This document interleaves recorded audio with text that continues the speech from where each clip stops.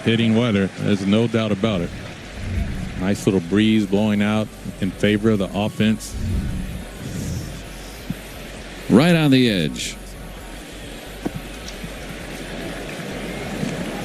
Ronnie Simon looks like he didn't like to wait around very much anyway, so he was swinging the bat on Wednesday. Yeah, he brings some energy. There's no doubt about it.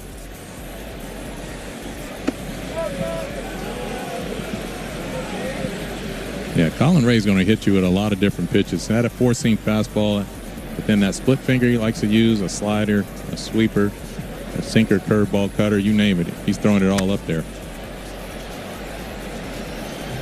And that one ticks up to 95. He's 34 years old. Out of Cascade, Iowa. Pitched at Indiana State.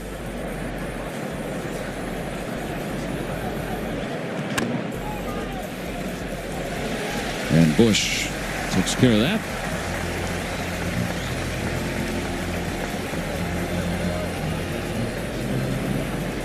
Yeah, I like to see him get down. I was waiting to see Ronnie Simon. He can move down that line pretty good. He'll steal some bases. I like to see one of those guys at the top of the lineup that can hit a little bit and steal some bases as well. You're talking about Ronnie Simon. A couple of dozen steals at Indianapolis in a short time there. So Horwitz slides to the 2 spot. He had been batting leadoff. He's never stolen a base, so still take advantage of that on-base ability.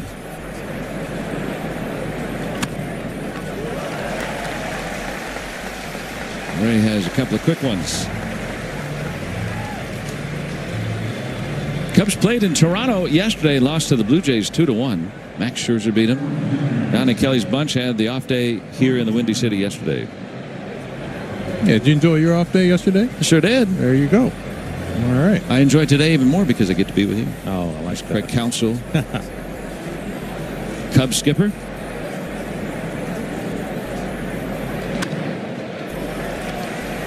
Ray's going to have an 8-pitch inning. Braxton Ashcraft will take the hill here in Chicago.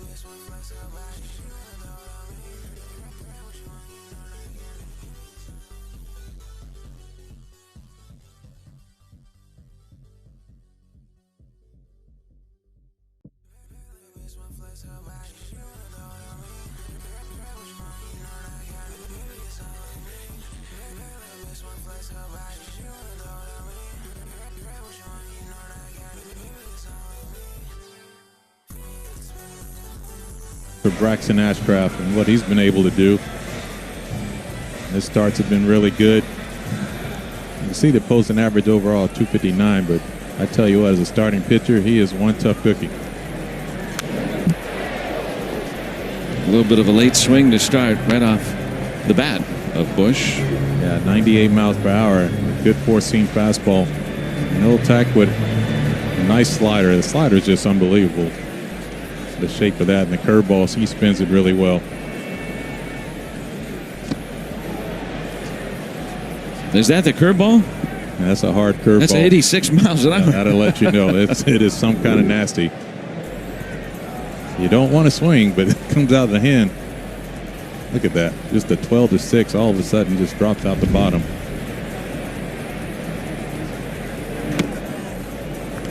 Just missed. Very close call. Looking at our Levin Furniture and Mattress strike zone right there.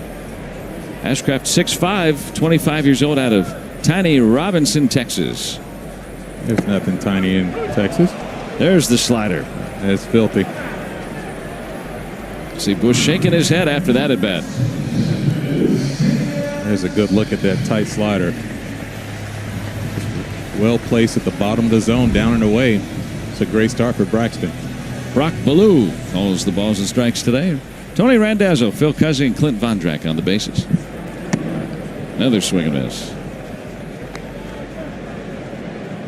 Seiya Suzuki getting off to that tough start the second half. You know he's going to be super aggressive early in the count. Doesn't want to fall down early in the count against this stuff. Filling up the zone, 2 strikes. He's not afraid of anybody. No, Austin Ashcraft. He is not. Hasn't pitched like it since day one in the big leagues this year. If he walks you, he's got to tweak something. It's not because he's trying to miss the bat. Out of the zone. That is fair. That is extremely fair. We'll take a look at the rest of the starters over there.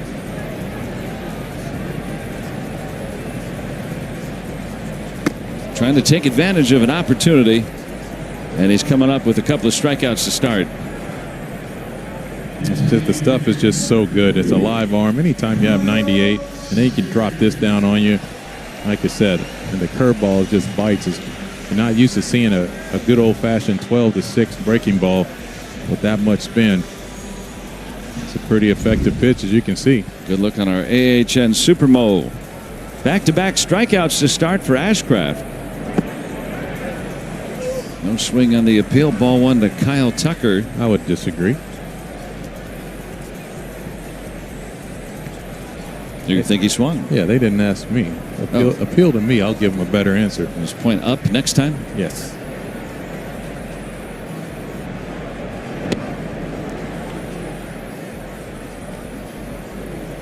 Like a king in his court right now. Yeah, it looks like don't even need the defense behind him. That pitch right there. That's a slider. Yeah, that's a hard slider, though. You mentioned the word shape. That's a term that's used more these days, but that was the shape of a slider that we used to always see, and not so much anymore. Yeah, now all of a sudden, now you see a little more deviation from that. You see more sweepers that stay on plane a little bit more. Soft ground ball, but Ashcraft over to cover. Nice tidy 1-2-3 first inning in the books for Braxton Ashcraft.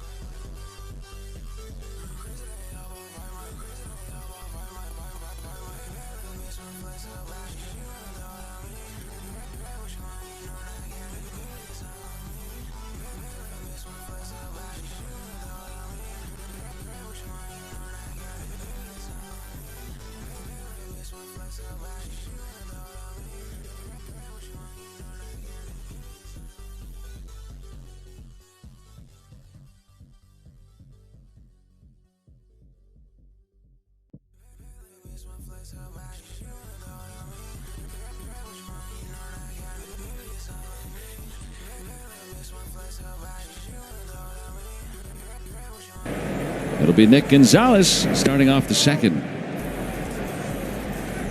Yeah, Nick Gonzalez. Not too many times you can throw a pitch and Nick Gonzalez is not going to jump all over. He's going to be ready to swing. So he's had some really good numbers against Colin Ray. And he came into this game 5 for 11 against Colin Ray. Got some pop in his bat to do so. Up to 278 now.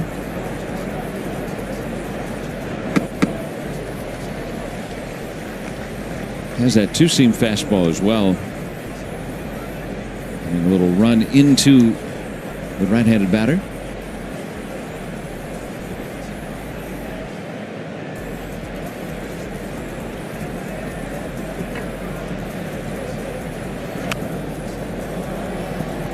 Yeah, Gonzalez in August hitting at 365. He's steady getting his hits, and he's using the entire field to do it. Seen several hits in Milwaukee this road trip to opposite field.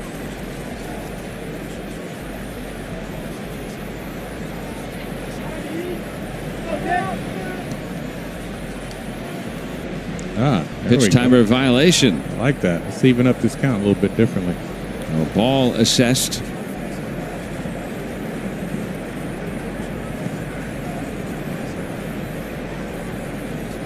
See if that changes what Ray wants to throw.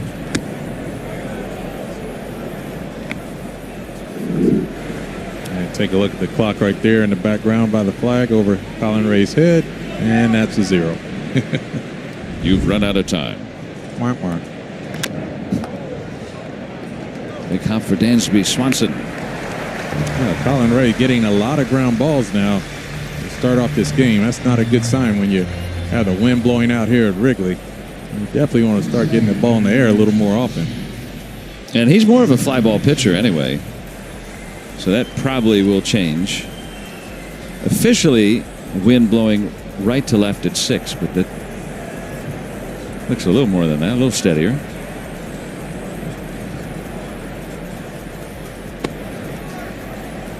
Special bat for Andrew McCutchen, Players Weekend. I like his bat. Good old number 2 pencil. Let me get 2 hits in that one today, huh? Love all those multiple choice tests we used to have back in grade school. Always had a chance with those, huh? Yeah. Look at that. That's the coolest bat I've ever seen. That's pretty good. Back to school time. I'd like to erase this no-hitter.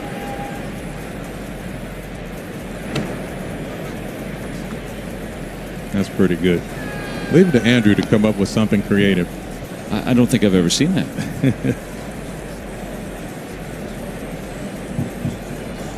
Remember when he first came up and he would share all those great drawings?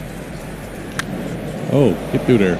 To the big part of right field there. And that wind is holding it up. That held that up real. You can see it almost hit a parachute halfway there. I thought that ball might be able to get to the warning track and down in the corner. That wind blowing across, as you said, right to left.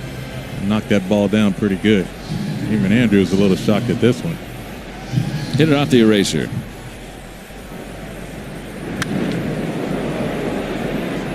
You see the route. That's how you always know it. Outfielders usually take efficient routes off the sound. When they deviate from that route, you kind of know the wind played a part in that one. Yeah, the dimensions here, of course, a little bit deeper to the corners, unique to Wrigley Field. And then the wind adding to it. Yep, and it caught you. And that ball hit a wall out there. Yeah, no doubt about it. Jack Sawinski returns home like he visited the neighborhood barber. Got a nice little haircut. He's going to try to drive it through that wind. But Suzuki able to get there. And the Pirates go in order in the second.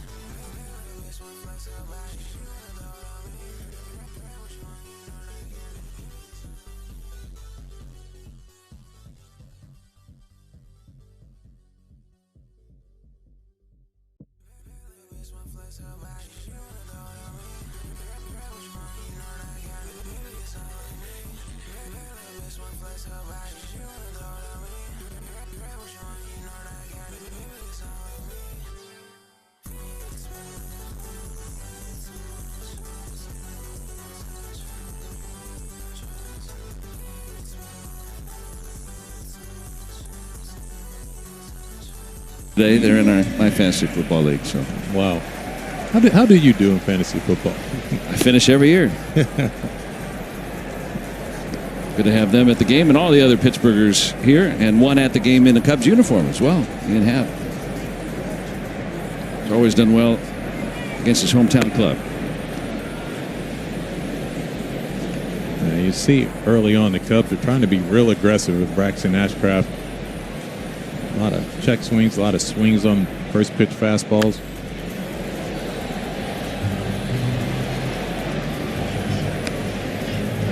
I'm really glad that Ashcraft has gotten this opportunity. It comes at the expense, though, of Johan Oviedo missing a couple starts in the major leagues. He was optioned to AAA. Had that one really long first inning. Kind of Falefa hauls it in. Ashcraft struck out the first two. The Levin Furniture and Mattress defense.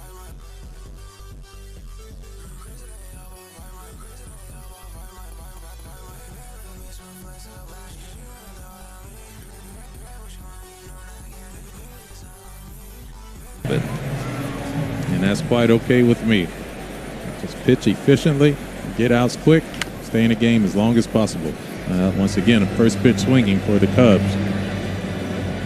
There's no doubt, especially when you're struggling. Pete Crow Armstrong, we mentioned earlier, got off to a really good start, struggled a little bit post All-Star break. You just don't want to get down in the count early. But when you're struggling, that's exactly what happens. It's a cruel game sometimes, Joe. He's still going to end up with a 30-30 season. Already has the 30 steals. As we showed you, not quite himself of late. Facing a young arm that, you know, get an opportunity here. At least a couple of starts. Oviedo will go in Scranton today for Indianapolis, staying on turn.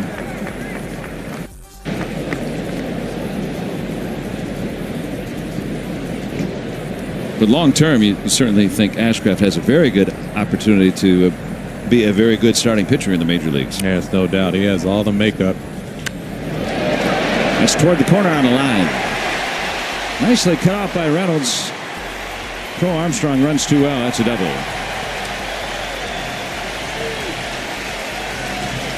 Yeah, nice job all the way around, Brian Reynolds. Let's check in with Hannah. Well, a theme with Braxton Ashcraft this year has been taking advantage of opportunities. He was happy for the opportunity to be in the big leagues as a reliever, saying when they present themselves, you take advantage of them, and that's been his goal throughout his entire time in the big leagues. However, he said his last start, that as a pitcher, and especially a young pitcher, the objective is always to be a starter, and for him, that's always been the goal. He said it boils down to getting outs, controlling what you can, and minimizing damage, and doing all of those things well. Joe, we have seen it time and time again. Whatever opportunity is presented to him, he really takes advantage of it or tries his best to make the most of it. Yeah, he's been very successful. And what do you think, KY, about that mindset that he has? No, I love it. I think it pitches with confidence and conviction. Now you have an opportunity to pitch with a runner in scoring position early. Kicked it to the right guy. Get the second out. And those are those things that you really look for all the time. You have good stuff, that's one thing. When you get runners in scoring position, do you have a couple things extra, a couple ticks? Can you locate a little differently to minimize, you know, the barrel control of the hitters? That's a good sign right there for Braxton, just being able to attack with his stuff. And confidence goes a long way in those situations. He gets Horner, who was hitting .382 with runners in scoring position. That moves PCA to third. And Swanson, two-out opportunity. Another ground ball. Connor Falefa gets him, And Ashcraft gets out of trouble, stranding that 1-out double. Still no score.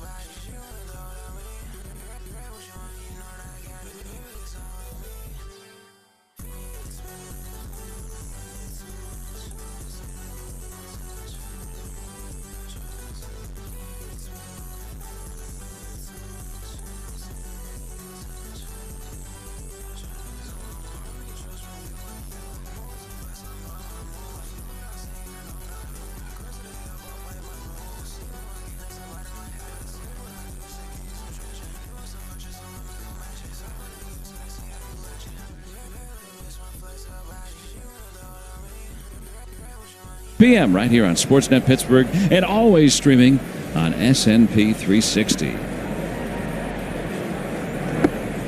Jared Triolo started off for the Pirates here in the third. Bottom third of the order coming up.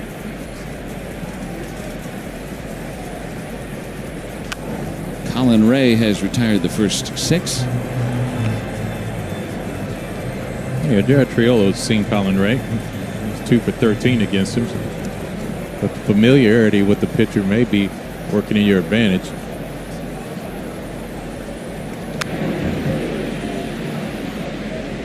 Sometimes you might not have early success against a guy in your young career, but just the familiarity with the pitches and how he's pitched you in the past.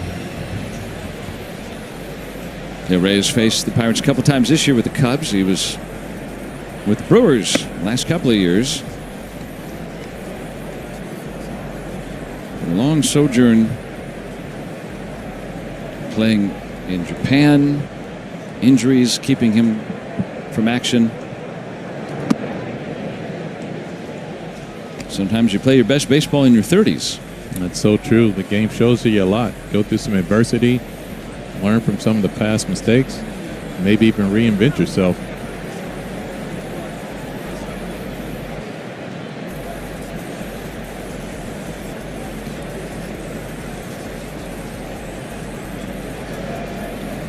Triolo has worked the count full here starting off the third.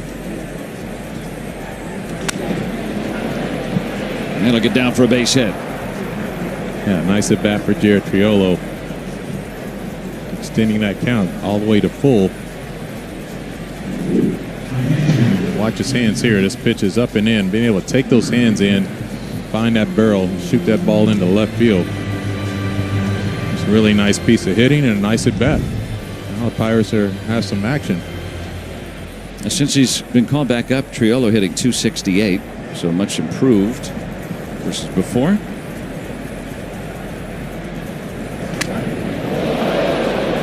That is a broken bat. It followed the ball, too, for a while. Whenever you see something like that, you can almost rest assured the pitch was a ball inside. You just don't see that very often. Look at the pitch. It's like a backup breaking ball. Look how far off the plate it is. Yeah. And that's a wake-up call when you're a hitter. Now all of a sudden you have to change your approach immediately. Start looking for the ball middle away and trying to use the other side of the field. Got a big hole on that right side.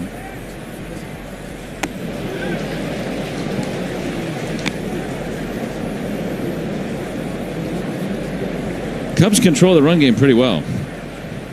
Yeah, fastball that way above the zone. Henry Davis being aggressive. Couldn't catch up to that one. McGuire has picked off a runner already this year. Yeah, Jared Triolo had a jump. Chose not to go on that pitch. And Ray has picked off 4. He had him right there, and that's the one you go, just missed him.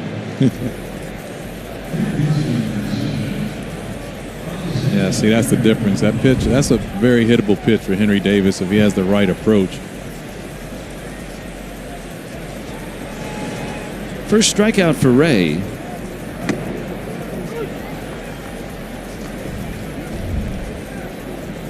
Right there in the Levin Furniture and Mattress strike zone. Yeah, if this pitch count gets to even, I wouldn't be surprised to see Donnie Kelly put a hit and run on in this situation.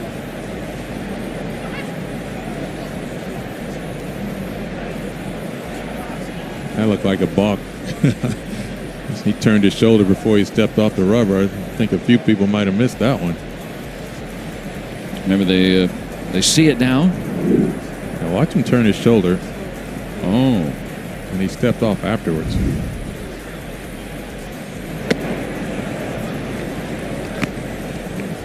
All right, let's see what we have. IKF is such a good guy to utilize a hit and run with. He is literally the fundamental. He's a walking fundamental. Got that hole on the right side. Not going, though. A big cutter from Ray. Looks more like a slider to me. He calls it a cutter. Yeah, he calls it a cutter. Yeah, you're right. It does look like a slider.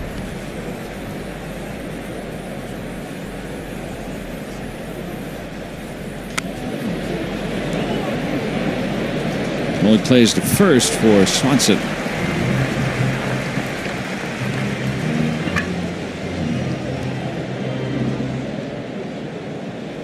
Well, brings up Ronnie Simon. We said before, he actually came ready to hit. There was no doubt. Getting his first start as a Bucco in Milwaukee on Wednesday. First pitch of the game, he was right on top of it, found it straight back. That's a really good sign. It shows you're ready to hit anything out over the plate. See if he can pick up his first RBI as a Bucco. At Indianapolis, he hit .389 with runners in scoring position.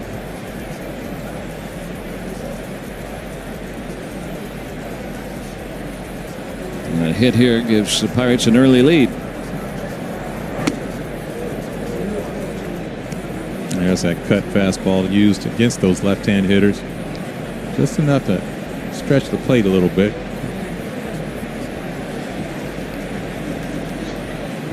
Hasn't wanted to throw him a fastball.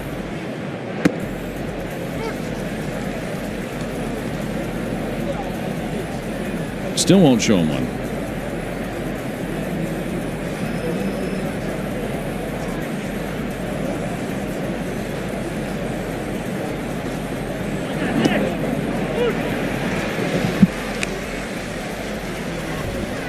In the count now, 2-2.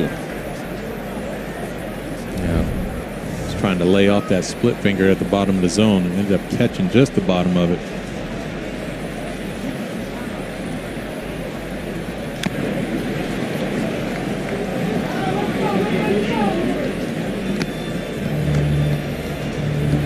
We were talking about that 2-strike hitting and just how impressive it was that past series.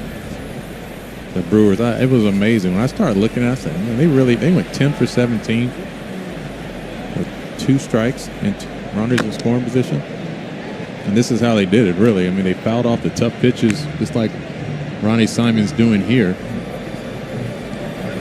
And then when the mistake was made out over the plate, they actually deposited the ball in the outfield grass somewhere to pick up RBIs. That was the first time that he threw him a fastball. It was that 2-seamer. That was a good one, too. See the location of that pitch. Almost came back on the inner edge anyway, if he took it. And a upstairs to strike him out. Still no score.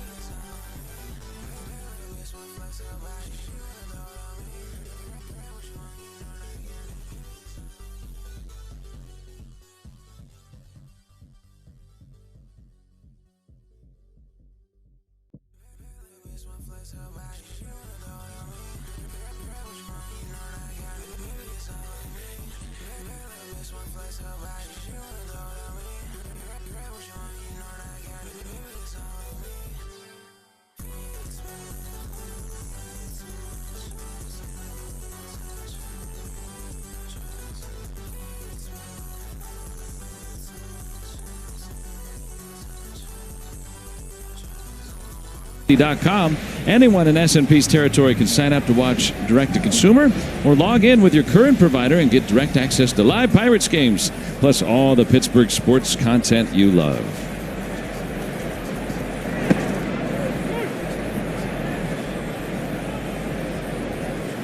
Yeah, that two-seam fastball there, that is a little nasty. Yeah, 97. Let me see the reaction from Matt Shaw. There's another one, back-to-back sinkers. Well, lots have been talked about the last few weeks. Okay, all right, got to wave the white flag at the trade deadline. The teams that aren't in it, that's what happens. Sights are on 2026.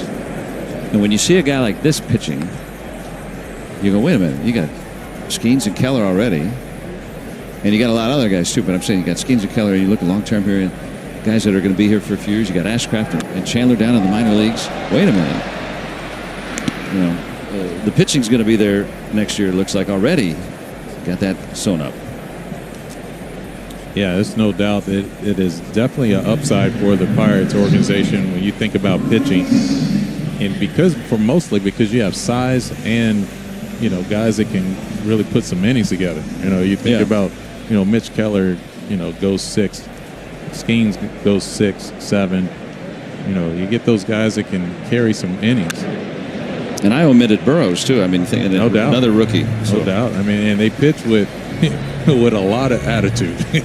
That's the thing I like about them. Yeah. I mean, they have football mentalities on top of the mound, and that's, you know, that's a throwback to, you know, going back to the old Pittsburgh days. And I love to see things like that because those guys get after it a little differently. No surprise if I told you that Ashcraft played high school football in Texas. Once caught 7 touchdowns in one game. Caught. I tell you, he's so talented. He probably could have thrown them to himself.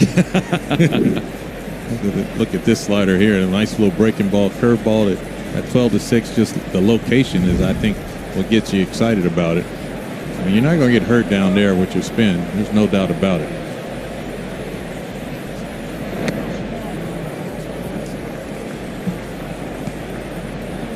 Might have been his first changeup of the day. 2-2 on Reese McGuire. Yeah, Ashcraft always pitched well in the minor leagues, but had some injuries. And McGuire not ready to hit at 8 seconds. And so called out on strikes on a pitch timer violation. Craig Counsell is going to chat with Brock Ballou. Not ready to hit. Bug. Yep, and literally, regardless of what the pitcher is doing, I mean, you need to be ready to hit. He tried to call the timeout, but it was already at 8. So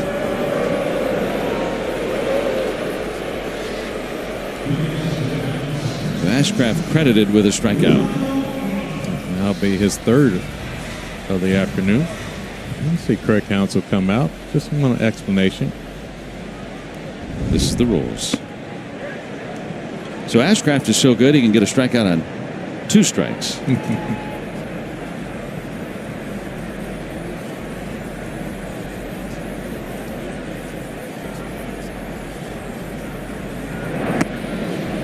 Bush struck him out the first time around.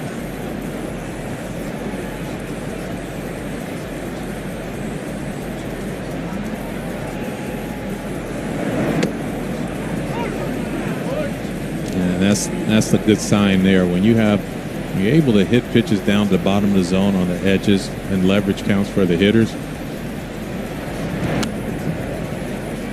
It's always a good sign for young pitchers. They just don't really give in. You know, they never set it up where it's going, hey, so I'm down in the count. I just need to get a fastball over the middle of the plate. Yeah, you're kind of like milk. You have an expiration date at the big league if that's your mentality. Nobody likes sour milk. No, you got to skim the corners.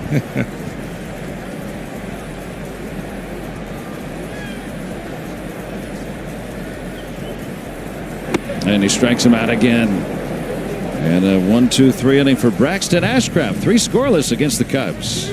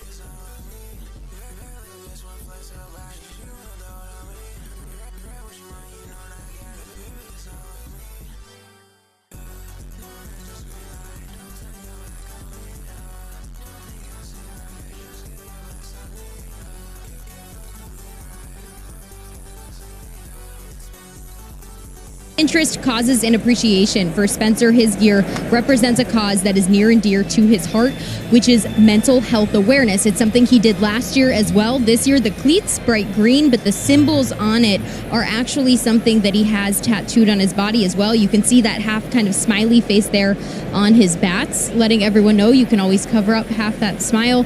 It's okay not to be okay, Joe, and Spencer is very passionate about mental health and obviously really happy that he has a platform where he can share with others that it's important to represent something like this. So players with a lot of different gear this weekend, and some like Spencer with meaningful gear this weekend as well.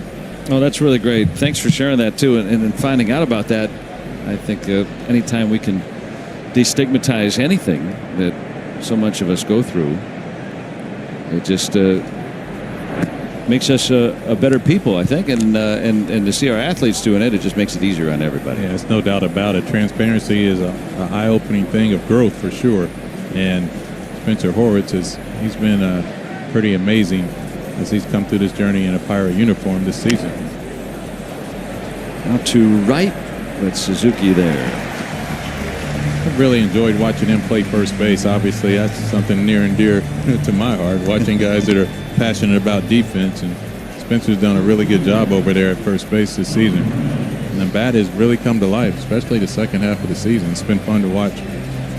What would you have on your bat or cleats, or what would you have for Players Weekend? Oh, I tell you what, I have to get back to you on that one later in the game. All right, fouled away. You got all weekend. Today's just Friday.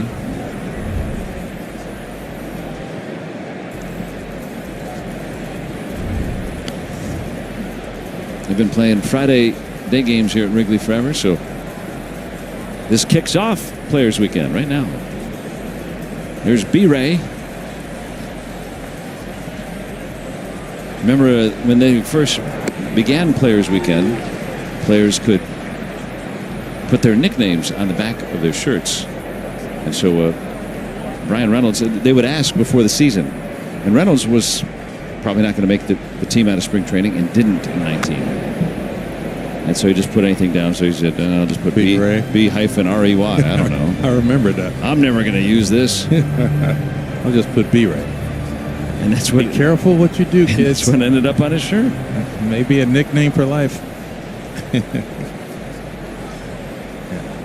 Hannah, did anybody have their nickname on their jersey today? Isaac Matson was actually channeling that today in the clubhouse. He tried to get other guys on board, but he taped on the back of his shirt, Matty, M-A-T-T-Y, his nickname on the back. So he was channeling a little bit of that today. He wants everyone to have the nicknames, Joe. That's great. Well, if he gets in there today, we'll call him Matty. I like that.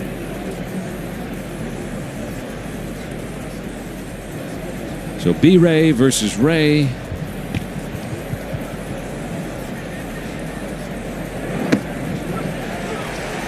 And it's Ray.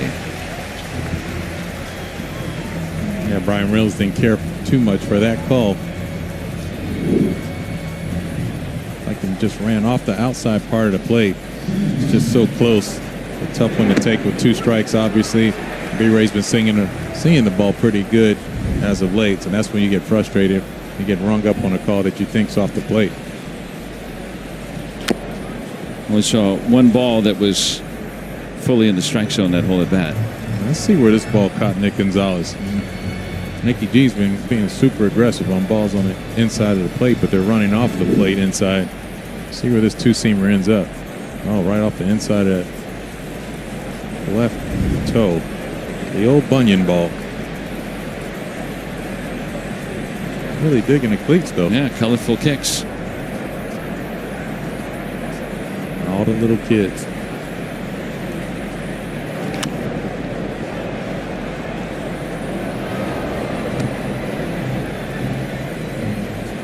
There's a good look. His wife Riley. There's a pickup truck, I think, on there.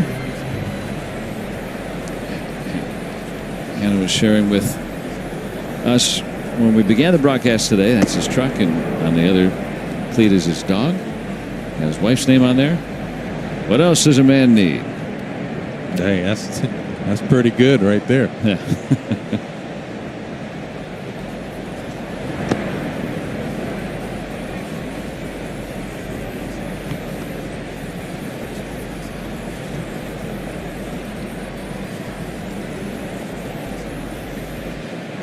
2-2. Pirates have one base runner. Triolo led off the third with a single.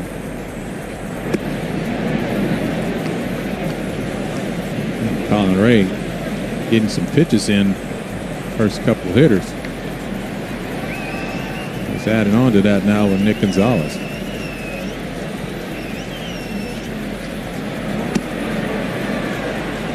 Two-out walk. That'll bring up Andrew McCutcheon with Gonzalez on at first. Let's take a look at our Bet365 live betting odds for Kutch to get a hit, plus 300. Been playing pretty much every other day lately, so it doesn't have a hit in 9 days. And it's time to put that pencil to work. There you go.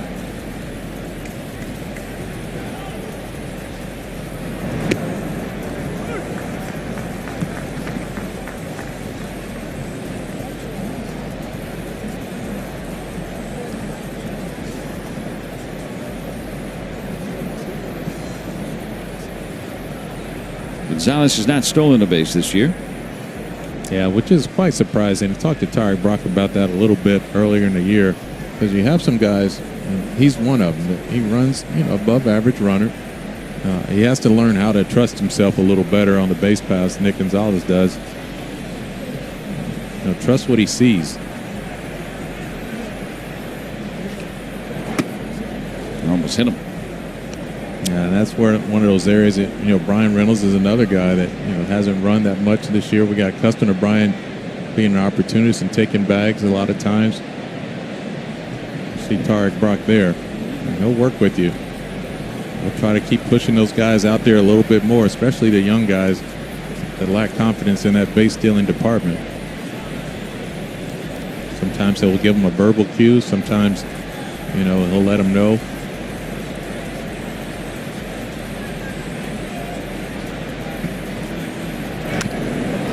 Now you got to score. He's going to get down into the corner. Oh, and it stayed in the corner. That's perfect. Yeah, Suzuki couldn't dig it out. That's a double for McCutchen and an RBI. Pirates lead 1-0. And let the pencil go to work. Andrew McCutchen, that nice little bat, goes the other way. 355 down the line down here. And it just snugged up against the wall, up against that ivy. You have to love that. And that allowed Nick Gonzalez to score all the way from first. Suzuki had to go into the corner and get that ball out of there. And let's take a look at it. See Suzuki waiting for that ball to carry him off, and then he has to go in there, and that's what allows Nick Gonzalez head down with 2 outs. He's thinking one thing: make sure you change the scoreboard, and he does it. So both base runners come after 2 outs, and McCutchen with RBI number 41 and a 17th double. The hits just keep coming. Andrew McCutchen adds to that list. Now here's a look at what we were talking about. You see where that ball goes into that corner and just sticks right there. It didn't kick off the wall. It kicks off the wall. Suzuki has a shot. Get that to the relay man and maybe have a play at the plate. You see that ball hit Jack Sawinski. Just nicked him just enough. Now the Pirates have some business to work with. A couple runners on now with 2 outs. A good job here by the Pirates against Ray. They had 2 outs, nobody on, and 2 strikes. Look at our AHN Supermo at the knee. Right out the top of the knee.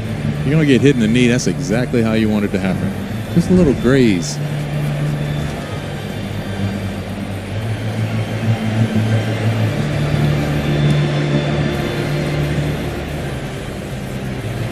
So trying to start something anew here. McCutchen moving ahead to Joe Kelly, the 19th century star, the Hall of Famer.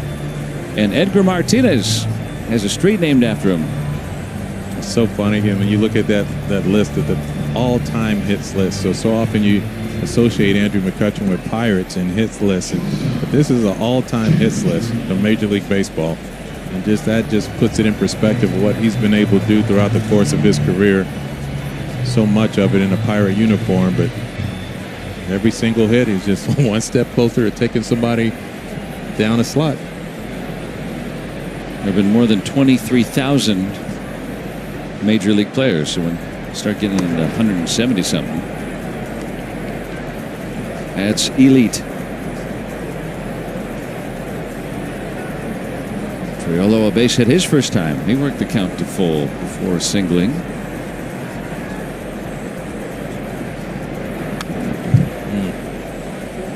It's a nice, healthy hack. Jared Triolo a little disappointed in that pitch, fastball in the middle of the plate. Good four-seam fastball. Want to push that thing forward with some authority.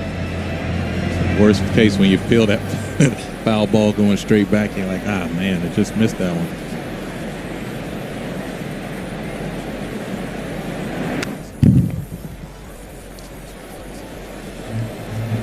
2 on and 2 out, a run in.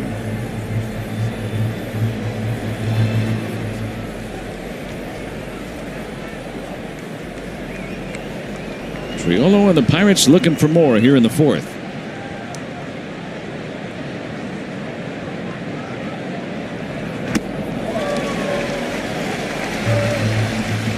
They grabbed the lead on the double by McCutchen.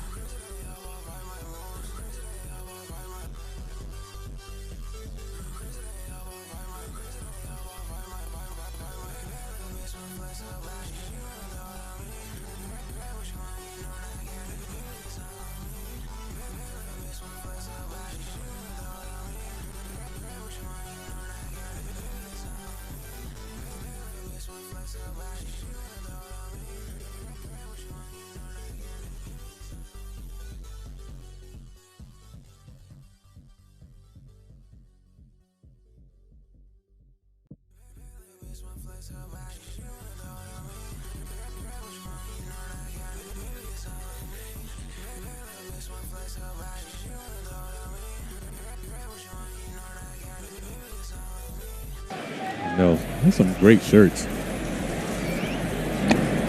Had a good time, a luau weekend for this little road trip.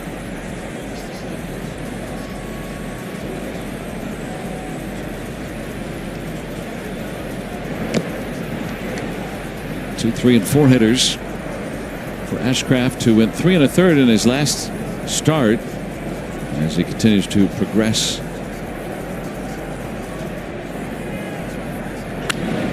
Fair ball.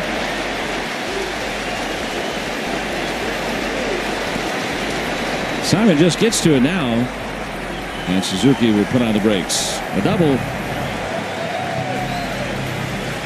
Lead off double. See Ronnie Simon going in there. It's a long run. It is 355 down the lines here at Wrigley Field. 368 in the power alleys, really, and so you end up having to run backwards. That ball shot down through there. Hitters hit doubles. Outfielders just don't turn into triples. Ronnie Simon does a nice job just getting down there, making sure he's under control to get that ball back in. Now let's see, Braxton Ashcraft gets another opportunity to pitch with a runner in scoring position, this time at lead off the bottom of the 4th.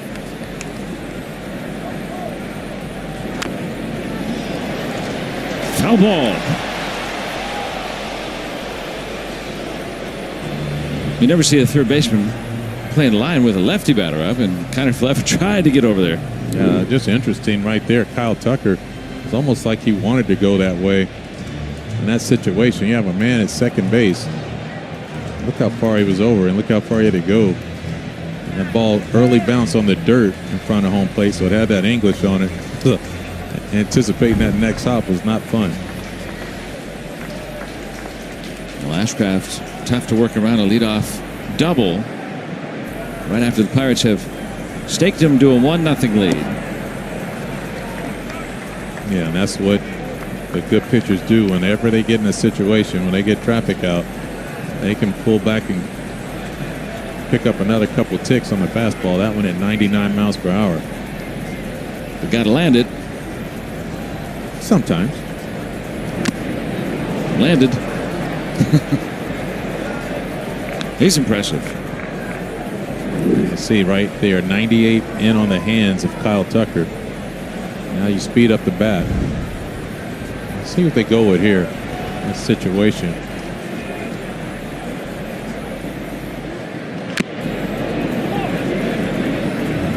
It's a slider at 94. It's that hard slider. That one almost does look like a cutter because it does not change planes too much. I mean, it's hard. That's the one that you end up getting another bat most of the time, especially if you're left-handed. Just see it right there. It's just kind of, oh man, outside of the front foot. Never fails. Just can't get enough padding. Popped him up. Great pitch. A little bit of wind today, not too much. Triolo has the first out, so can't advance the runner. It's just a nice job all the way around, both Braxton Ashcraft and Henry Davis. And look at the location. There's no way Kyle Tucker's going to be able to do anything with 2 strikes with that pitch unless he's cheating. And that's exactly what you're not doing with 2 strikes. 98 up and in the strike zone. Could that be a microcosm of the difference between how the Brewers are playing right now and the Cubs? There is no doubt about it. I mean, the Brewers are rolling on all cylinders. You know, we would very much would like to turn the page, but sometimes you got to give credit where credit is due. You see a team that's been that dominant for literally 2 months of the season. They just execute well. Just like Braxton Ashcraft is doing this afternoon. Perfect spot on 98. I mean, he is, in the little we saw in spring training, opened our eyes. But, I mean, now he's pitching on the road against a very good team. Yeah. That's when Henry Davis wants to tap on his helmet. It's just like, we very much would like to challenge this. Brock Ballou is a call-up umpire from AAA working the plate today. Caught! What a play by the Gold Glover. Great timing. Jared Triolo, athleticism, feel for the game. Look where he's playing. Look where he catches his ball. He's literally on the other side. That's full extension. That's all you got. Nice to have a 6'3" shortstop. No doubt. And good base running, too. You got to give Suzuki credit. He actually went back on that. Oh, that's a great shot. AHN Superman. 2-out hit by Pete Crow Armstrong. He is out, but the run counts.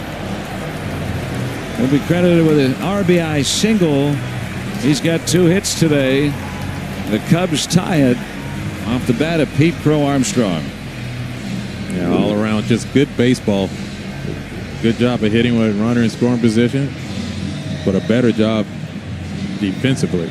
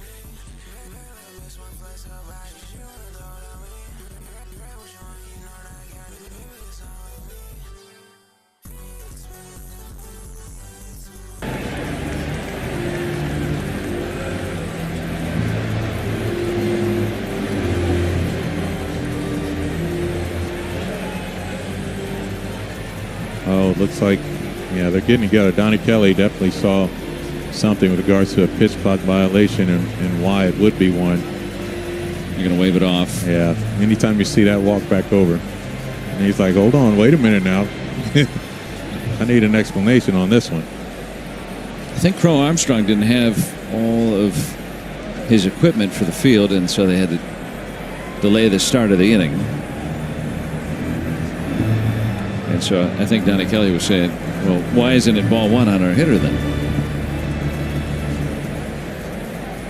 Rules are the rules.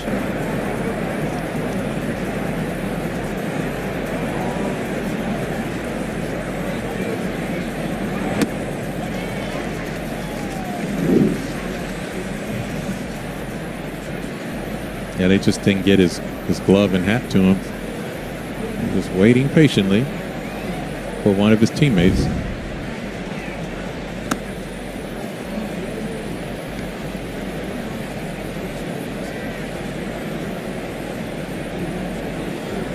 Well, we know that Donnie Kelly will stick up for his guys. There's no doubt about that.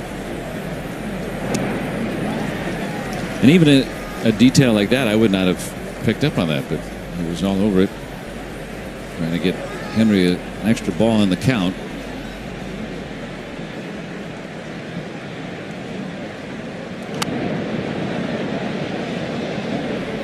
Yeah, a little better with 2 strikes there. See Henry work the middle of the field a little bit differently. Maybe work the right side of the field here with 2 strikes.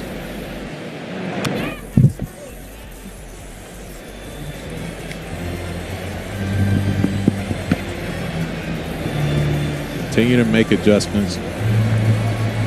He's done a good job defensively behind the plate and game calling.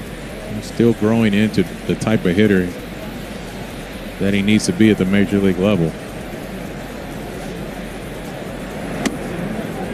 I was talking with Henry the other day about it, and I thought he had a pretty good explanation. Not an excuse, but an explanation. He feels like he's a very good catcher because he can think of a lot of different things all at once. And think about how to control the running game, and that's going to be a fair ball. Hits the umpire. Oh, man. I don't think Henry saw that. Yeah, he never saw that. He just saw the ball get past. He never saw it hit the umpire. He thinks it's in the left field. Yeah. That's a very unfortunate break, and I'm not quite sure on a ball that bounces that early. I don't know how you not get out of the way as an umpire. Instead of moving when the ball was hit, he waited till after the ball got past third base to move. And that's just a terrible break for the Pirates. That's a leadoff double. See Henry Davis, he puts his head down, and right there, I mean, he doesn't see that ball hit the umpire. And why would it? Almost never happens. Yeah, that was just one of those tough breaks. Clint Vondrack, the third base umpire.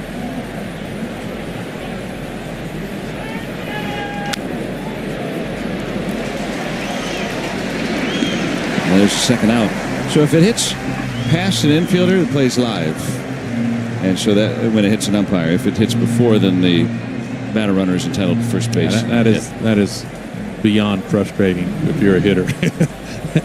and actually a manager and the rest of the team as well. I mean, that should not happen.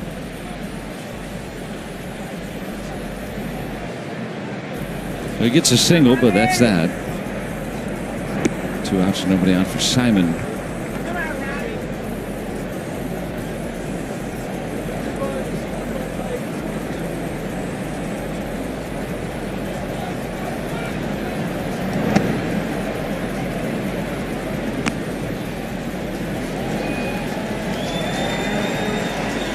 Jets flying overhead. They had the air show coming to town. Practice. Ronnie Simon's like, man, this big league thing is real here at Wrigley. They cheer for me at the plate. Wow, look at that. In formation. Then he looked up and was like, ah. That's so cool.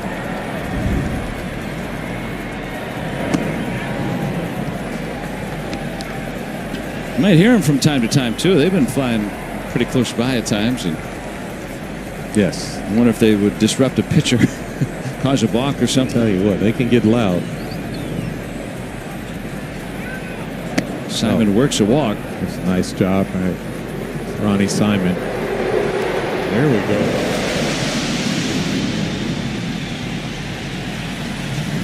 Yeah. That is really cool. And Ronnie Simon doffs his cap. Oh, yeah, thank you. I drew a walk. No, it's because of the Jets. Yeah. I'll reset the pitch clock on that one, I think. Yeah, I was really curious if the umpires would be lenient with that, because for a moment it could be deafening, and it's also kind of you don't know when it's coming either, too. So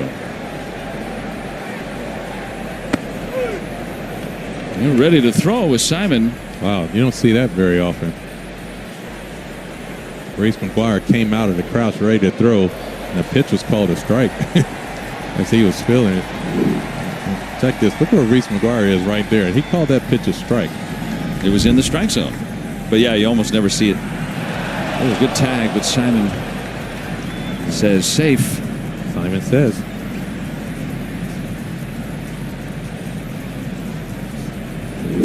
Definitely got his arm back in there. It was leaning a little bit, but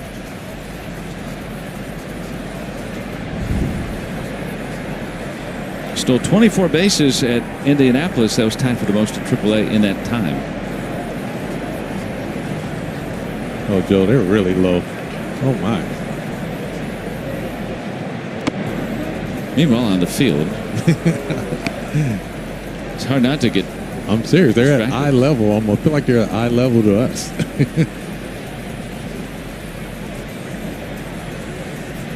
How about an air show from Horwitz? Simon runs. Oh, wow. And he's got his first career stolen base. Man, he gets after it. That is some kind of good. Check the body lean. Look at the jump. But, man, look at him pick him up and put him down, as Grandma used to say.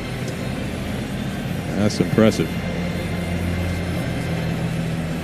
Had a little time with the Marlins, but did not steal a base in that time. And he's got his first as a Pirate, first in the big leagues. Most importantly, 2-out man in scoring position for the Pirates. That'd be nice to answer. A little 2-out RBI. Swanson just touches that back part of his leg or his foot. He might have been out. Strings do not count on a tag. Tarek Brock still has some good feet over there himself. He played in this ballpark. Played for the Cubs in 2000. Still looks like he can play. Mm-hmm.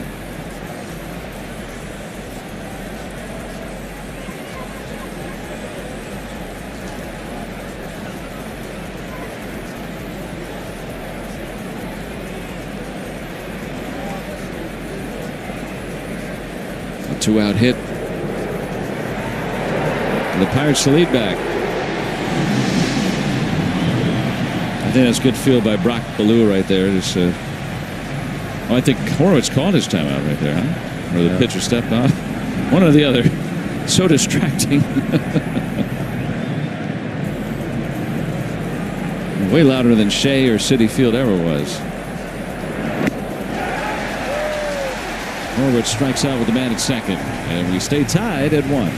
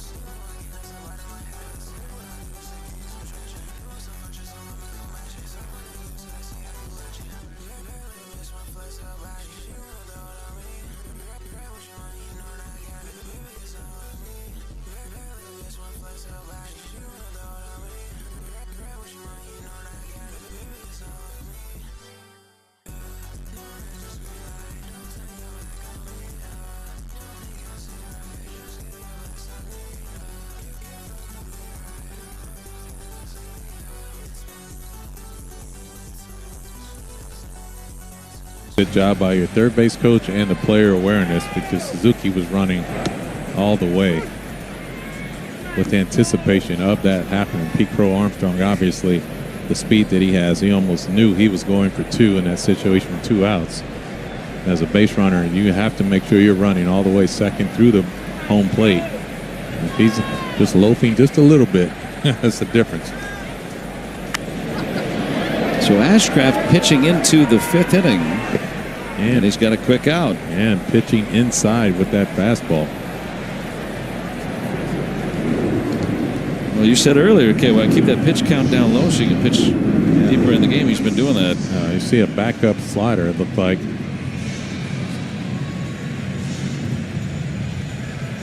I think he's gotten the Cubs to pound their bat into the earth a lot today. I liked it. I don't know what that counts for. That counts for a lot, especially guys like Nico Horner, because he is a pest himself.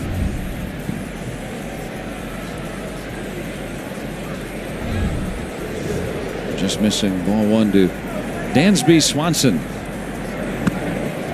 Yeah, he just won't give in.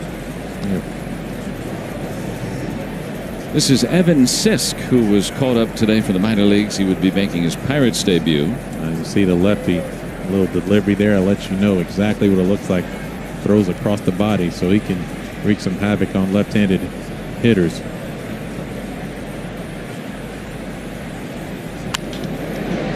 Routine for Triolo. No signs of slowing down for Braxton Ashcraft. Very efficient. And former All-Star Andrew Kittredge, one of the pickups by the Cubs at the trade deadline. Yeah, Ray's pitch count, though, a different story. He's already at 87 through 5 innings. Yeah, a lot of 3-ball counts from Colin Ray.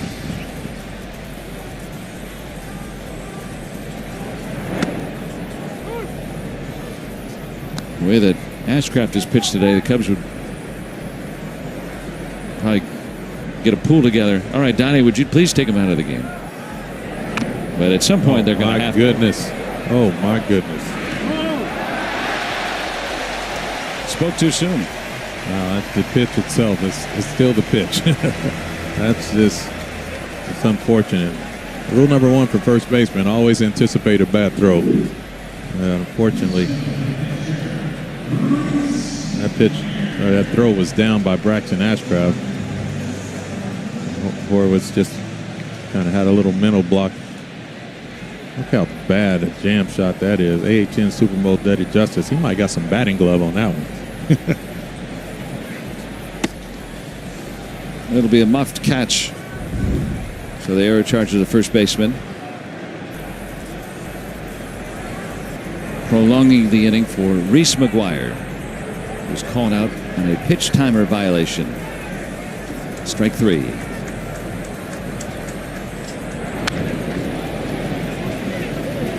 We just hate the extra pitches for Braxton Ashcraft for this inning. Maybe 1 or 2 pitches away from getting out of it, getting back into that dugout, because he has been really, really good.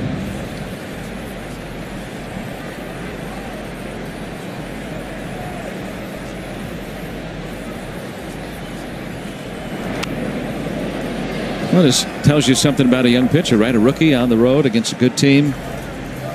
Just threw a ball, caused his teammate to get an error. What's he going to do? Rub up the baseball, get this guy out. I mean, he's, like I said, he's all about it. He's one of those guys. He's going to take the ball and attack you. Runner started and stopped. A little cue ball. Tough play. Wow. Nicely done all around. The little fundamental shows again. And Ashcraft threw 5 in Chicago.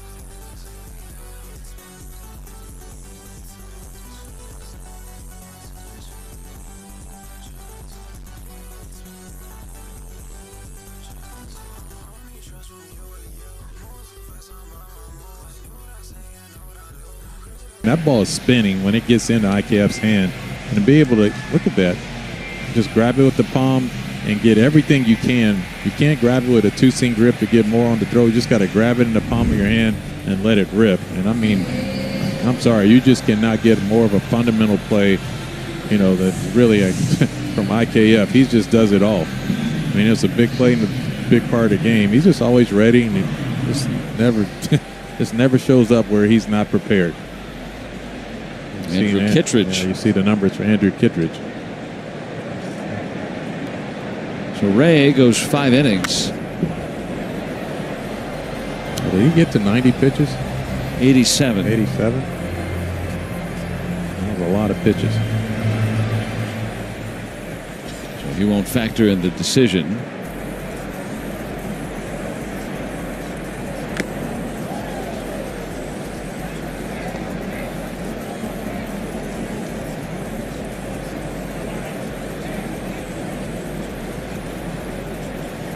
Kittredge came over to the Cubs from Baltimore at the trade deadline. Was with the Cardinals last year, but the rest of his career with the Rays.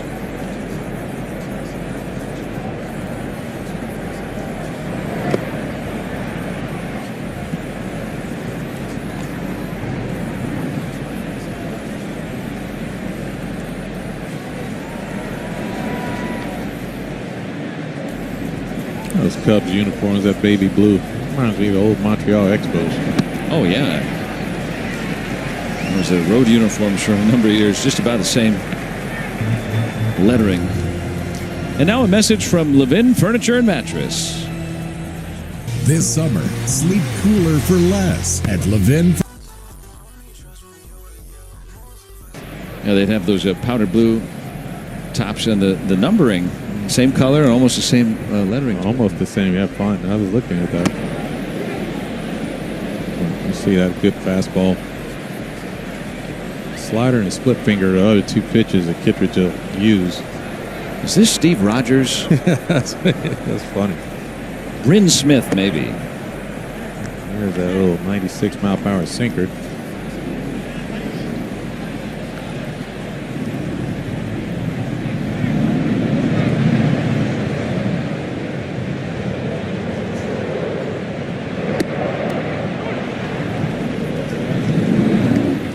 Look at that in formation. That's way off in the distance right now. Yes, it is. The air show here in Chicago.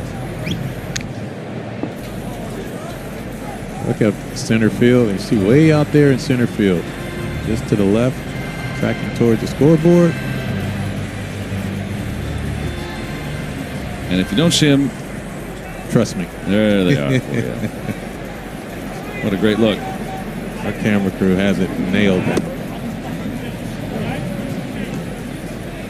Yeah, they've got it nailed down. You and I with our phones trying to get a video to send back, show everybody. That was pretty funny. We were trying our best. We kept hearing him, but we couldn't see him.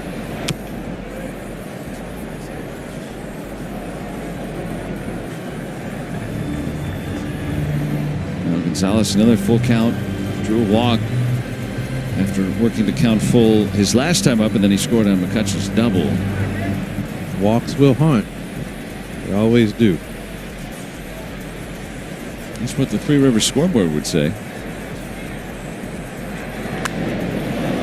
Into center field for Crow Armstrong.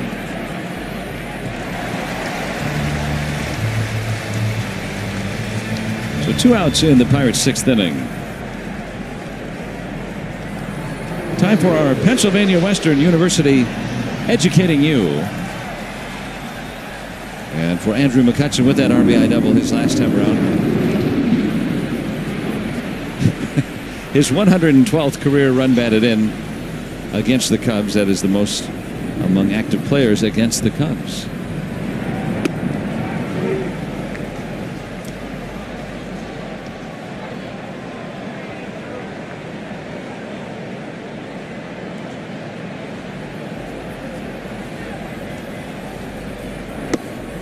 Here with nobody on, he'd have to homer to add to that RBI total. I like that. He's hit a lot of those, too, against the Cubs.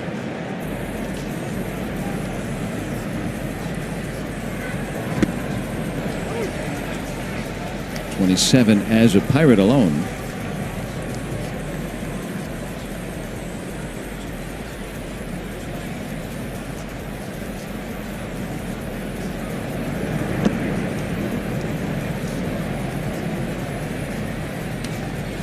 At 27 as a Pirate. As a Pirate against the Cubs. Oh yeah, I like the sound of that.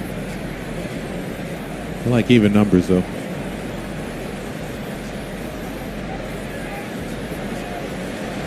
Deuce is wild, and it's Kittredge winning that battle.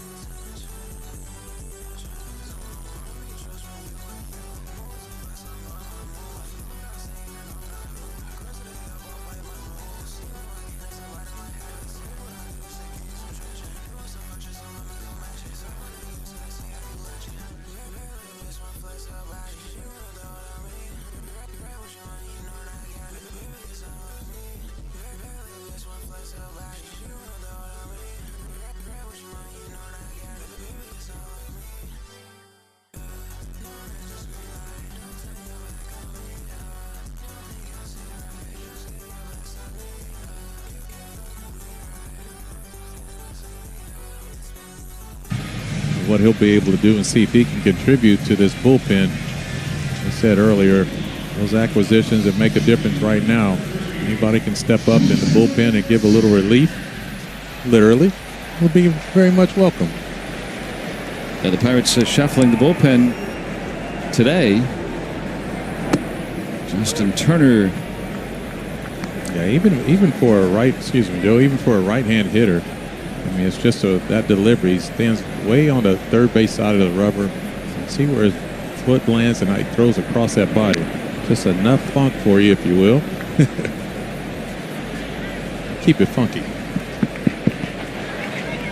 This is his 6th big league game. He had 5 games with the Royals this year. He's 28 years old. Out of the College of Charleston.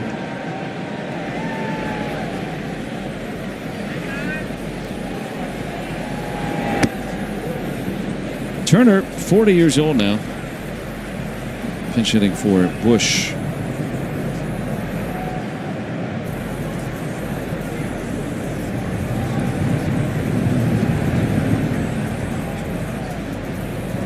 Oh, that's nice.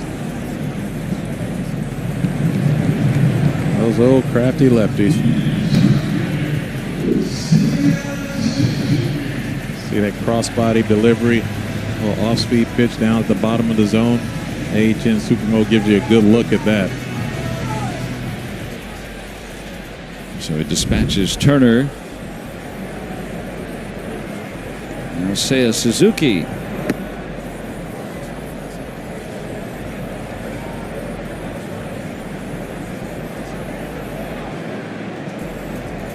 Pirates got Sisk in that trade that sent Bailey Falter to Kansas City. Ended up getting 2 players, Sisk and Falter, just about the same age, in fact. And Falter ended up going to the Royals rotation, of course, but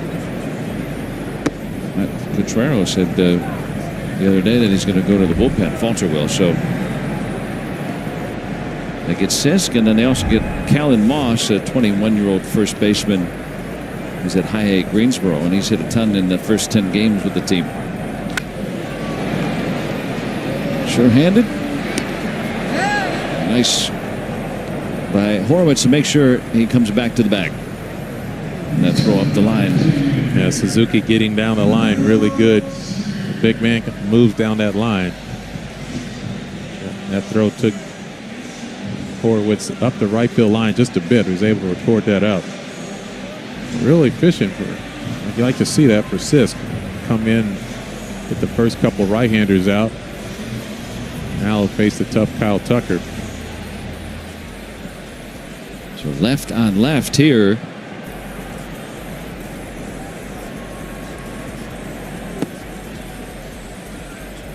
This year in the minors and majors, lefties hit .210 off Sisk. And the Pirates designating Ryan Baraki for assignment today, so Sisk becomes the lone lefty in the Pirates' pen. Baraki, a free agent at the end of the year.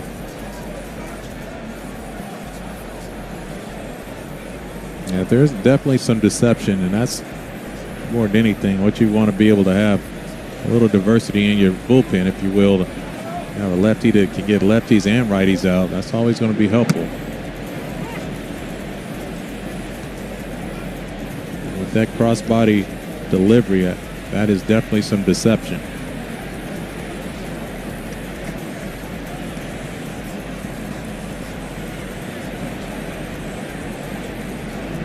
Now 3-1.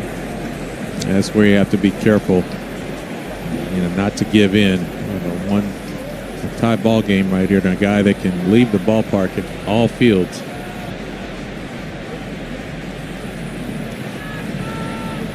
Three and one on Kyle Tucker.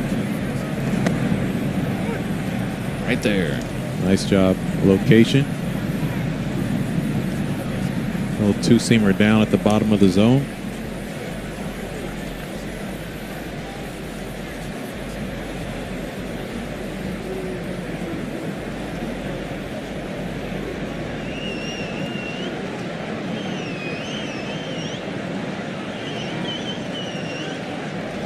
Well, a 2-out walk. That's what led to the Pirates run. They drew a 2-out walk, and then McCutchen doubled in Nick Gonzalez.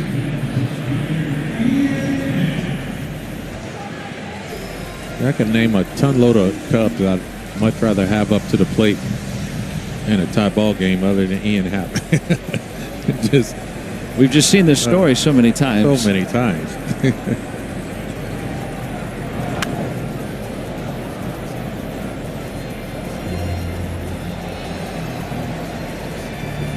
You see Ian Happ's numbers. Nothing great this season, but look at the power numbers, and the run production is still there. We'll still find a way to drive in runs.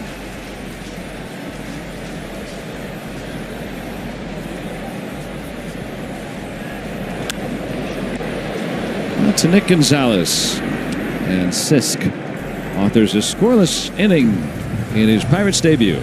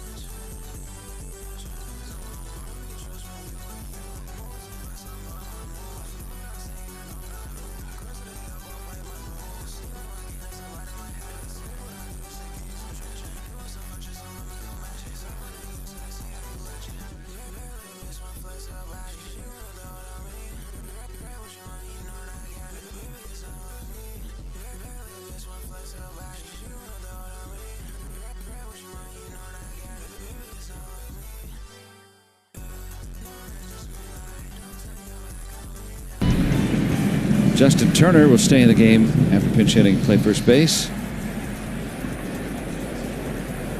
Yeah, Ryan Brazier, the right-hander, take a look at his numbers. Go against Jack Sawinski to lead off this inning.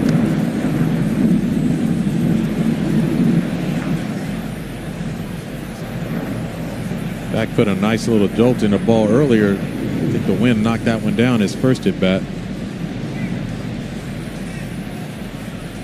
Suzuki made a running catch in right field. Playing in his hometown. Yeah, he took the words right out of my mouth. Thank you. Always nice to play in front of your hometown, your family and friends. Especially when you do it for, let's say, the 10th time. Ticket requests start to taper off a little bit. Not as inexpensive a visit for Mr. Sawinski. Always happy to oblige family and friends, though, of course. No. You weren't? I mean, yeah, you said that like a lot of these guys look forward to that all the time. They don't. Well, Jack they made it a lot more difficult over the past decade or so. And a base hit. Jared Triolo with his second hit today. He's 2 out of 3. Yeah. Thank you. Staying away, working away. Jared Triolo continues to pick up his hits. Second part of this past the All-Star break.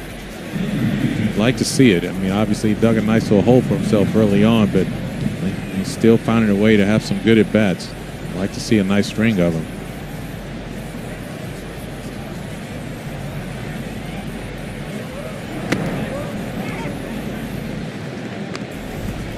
Henry with a base hit his last time. Now, unfortunately, hitting the third base umpire, robbing him of a double. Kind of hard to play defense, so you got 10 people on defense.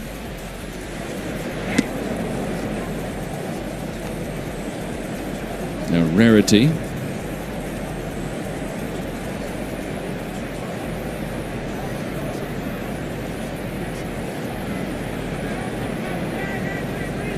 Triolo running, pitches a strike, and he's in there with a stolen base, his 6th. Yeah, nice jump all the way around Jared Triolo. Good jump, head down, and a great head first slide, staying on the bag. You see him right there. He slides past the bag right there. Being able to hold on to that bag is so important, especially with instant replay. Quick release by Reese McGuire. And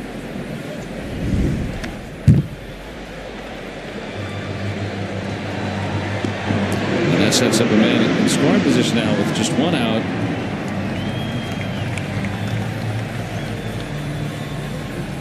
Well, Henry's due in these situations. Last hit with a runner in scoring position was May 28th.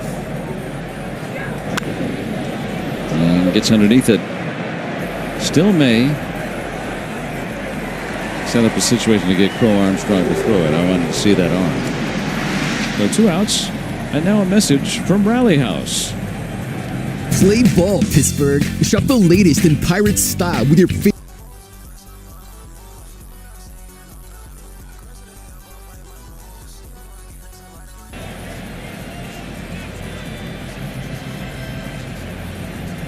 Two-out chance for Isaiah Kiner-Falefa.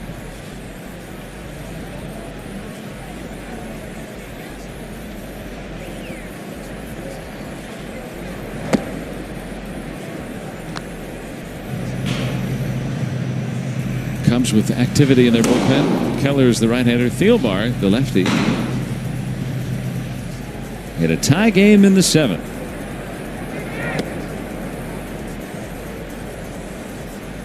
Now see what the Cubs do. You see Reese McGuire peek over there to the on-deck circle to see who's coming up next. If a pinch hitter's over, see Ronnie Simon on deck. See how that changes the pitch selection for IKF.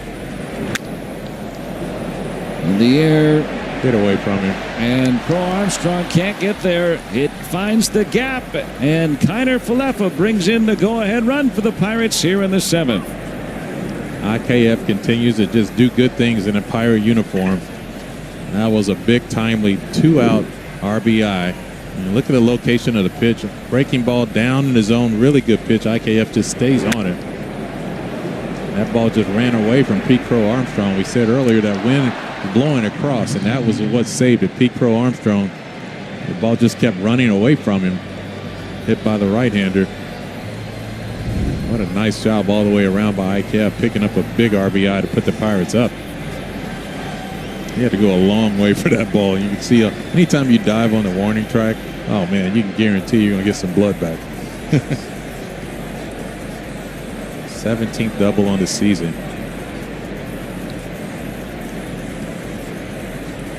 Now let's see if the Pirates can add on here. Turner gets the funnel out to Brazier, but the Pirates grab the lead. IKF.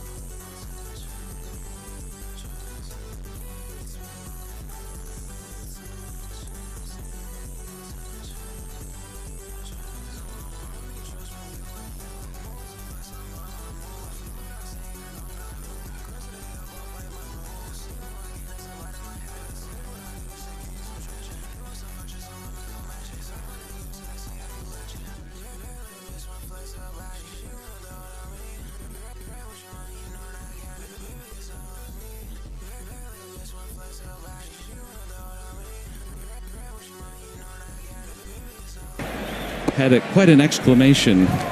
Wow. There was a jet that flew over the ballpark from behind us. We couldn't see it coming and can't hear it coming. Man. And it wasn't 50 feet above the roof here, or the lights at least. So we're having some fun. In here. a little side note going on here. Yeah, I honestly, I lived a long time. I've never heard anything so loud. No. I mean, that was amazing. I mean, it literally came over the top of us, and it couldn't have been 300 feet higher than where we are now. All the way, just went straight out center field. Matty getting up in the bullpen. Oh, man. Oh, no. A very speedy leadoff hitter is hit by a pitch. And a one-run game in the seventh. Evan Sisk entrusted to protect that lead. His first game as a Pirate. Well, that is not a good combination, but we'll get to see how Sisk controls a running game. Maybe. Well, they wanted him through this left-handed batter, I think, and so they're going to go to the pen. We saw Isaac Mattson up. No one has ever attempted a steal against Isaac Mattson in his brief major league career, so we'll see how he'll hold the running game.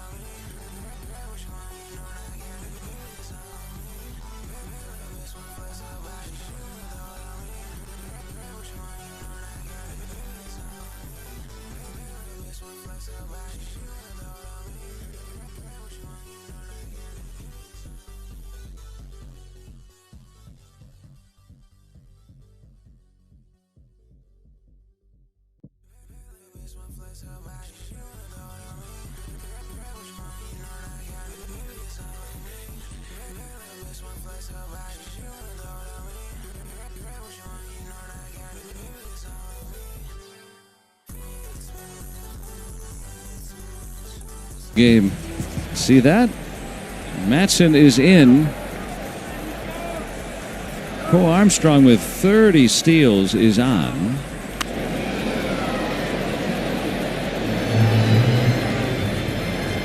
Here's Matty. Yeah, take a look at those numbers. Posting average of 181. The 35 strikeouts just doesn't do it justice of what he's been able to do as he's come in out of that bullpen. He just attacks the strike zone. It gets swing and miss. It gets weak contact. Right now is to see if he can control the running game as well. A lot of fastballs. Not much of a windup there, but a base hit. Corner. Sneaks it through the left side. 2 Cubs are on with nobody out. And a reminder coming up, if you want to see some fireworks, how about on Friday after the game, 6:40 against the Rockies? Post-game Zambelli fireworks show on Friday at PNC Park. Get your ticket.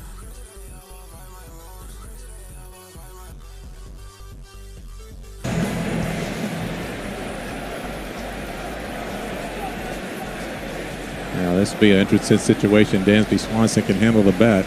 You see Tommy Phams come in to play left field.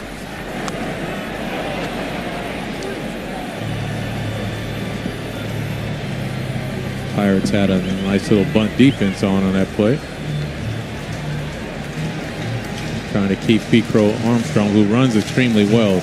You don't have to be a perfect bunt when you have speed on the base paths like that at second base. Swanson does have 1 sacrifice.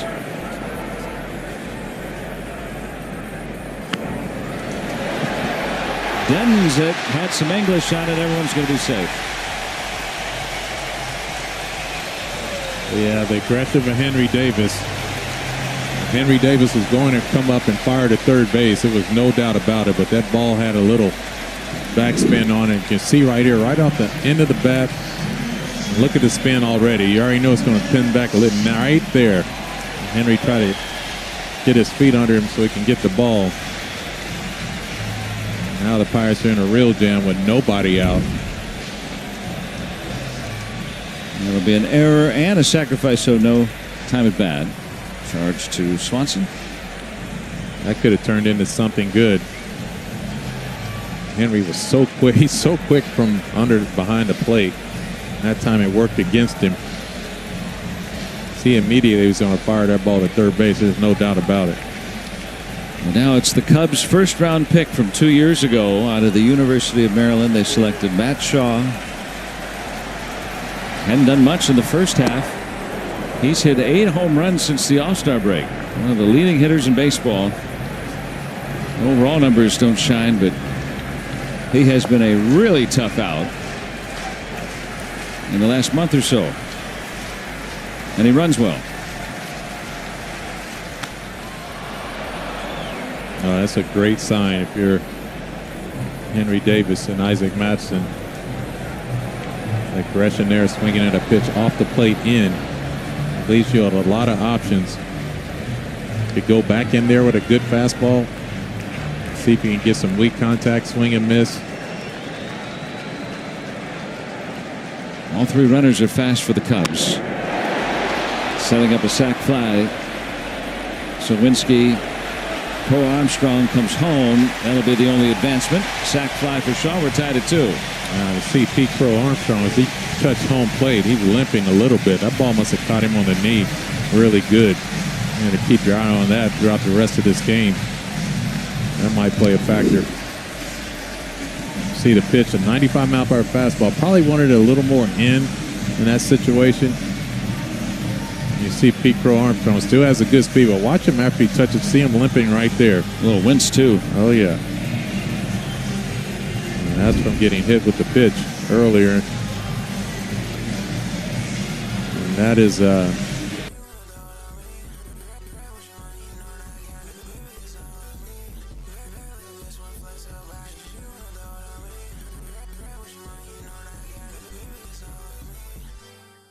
look at the rest of this game and the rest of the series. The run is charged to Sisk. And it'll be Carson Kelly to pinch hit for Reese McGuire.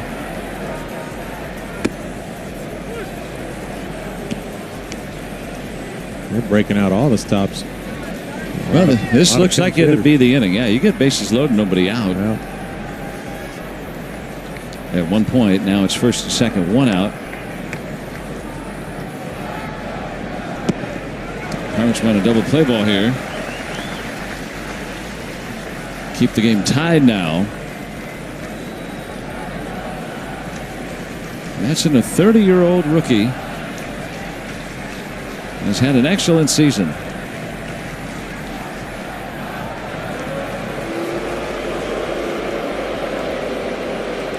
Well, to add to that excellent season, he would very much like to see Carson Kelly ground into a double play. Get out of this jam.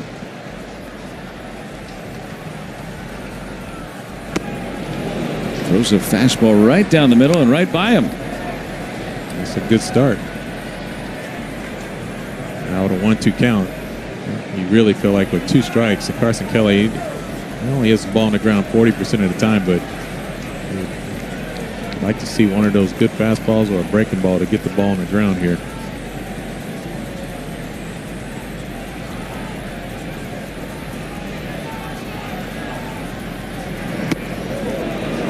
Now 2-2. Matson trying to settle down this Pirates bullpen that has the highest ERA in baseball this month. A lot of turnover, of course. Matson, one of the mainstays. Look at that. I mean, just the location. He throws the fastball more than 3/4 of the time. Yeah, I think you can see why. Just the pinpoint location. What are you going to do with that pitch? You know, I mean, it's not too many hitters in the world that are going to be able to get to that and actually have some damage done.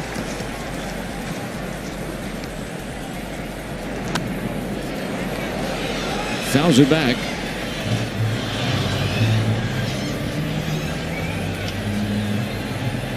Now still 2-2 on the pinch hitter, Carson Kelly.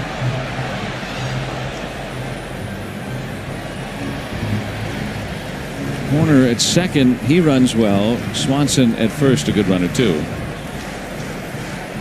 With 1 out.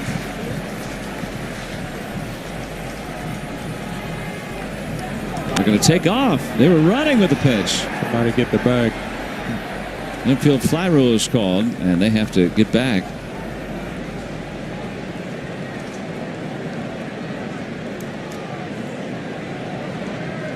Yeah, one with the breaking ball down and away. See the runners in that jump that they both had.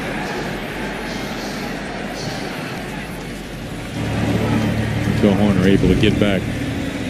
Tell you what, he didn't get a great jump. It was kind of a hesitated jump. But it was swing and miss. I think Henry Davis might have been able to throw him out at third base there.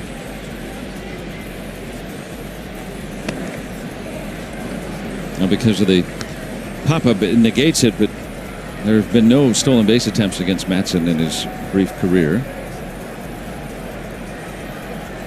Uncharted waters.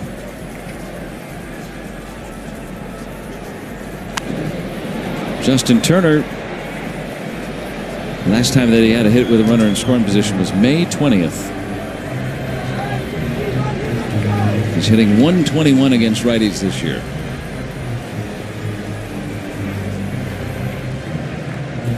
He has that pedigree, just being a professional hitter.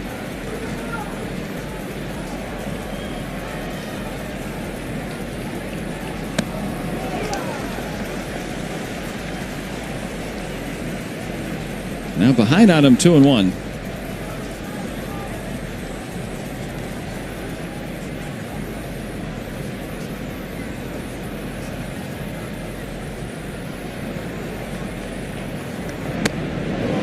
Nice edge strike.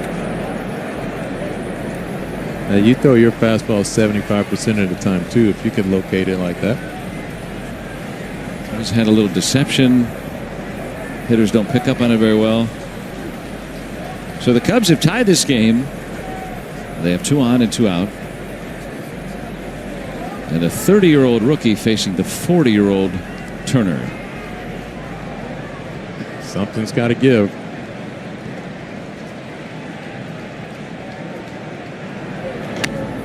And he pops him up. And Nick Gonzalez is there, so the Cubs had the bases loaded, nobody out, only 1 across.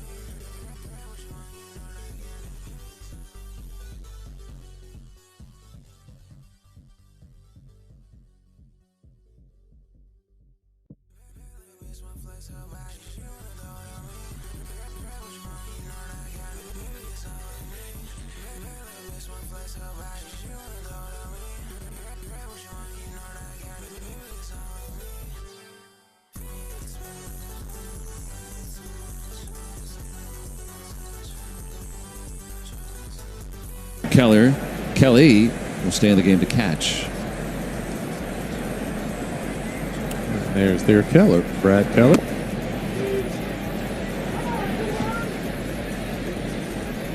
Closing average of 201. 51 strikeouts on the year.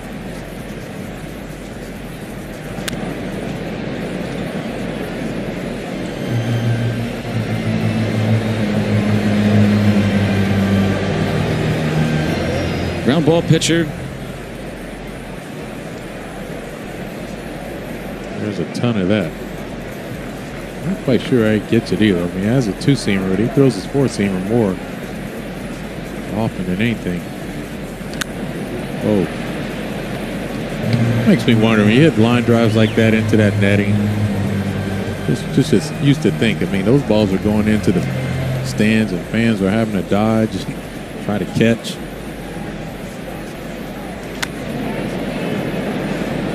Looping fly ball to Happ. That's the first out of the Pirates' 8th inning. Well, both innings that the Pirates scored, the Cubs also scored. 4th and the 7th. Yeah, that's a good sign of a good baseball team. An answer with something. See Donnie Kelly seeing if the Pirates can pull out some late inning heroics themselves.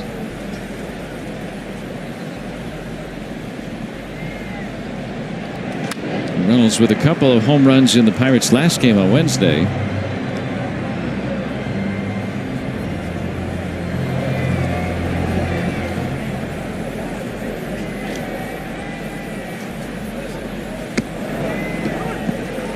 .98 from Keller. Yeah, good four-seam fastball.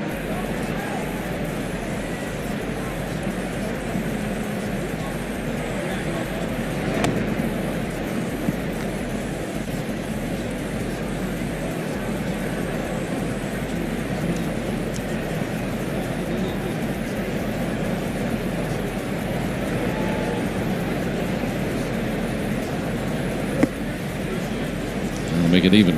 There's that changeup. Mix that in there. Keller's 6'5". You can see all 6'5" of them on that mound. Longtime Kansas City Royal.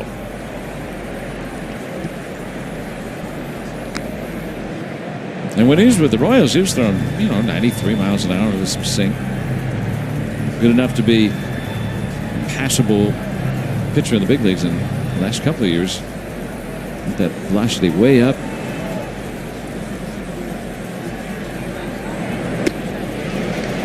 Strikes out Reynolds. 3rd strikeout today for Brian Reynolds. Yeah, just an up and down period for Brian Reynolds. See, that looked like the change up again, and see the bottom just fall out of it. Like a split finger action to it.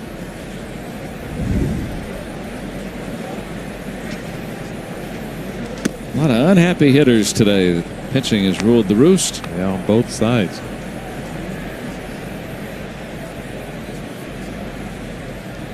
Gonzalez drew a walk, scored the Pirates' first run in the 4th.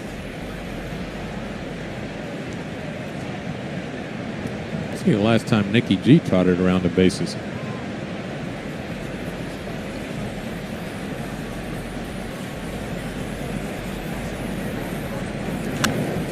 Popped him up. Nico Horner. And the Pirates go 1-2-3 in the 8th, still tied at 2.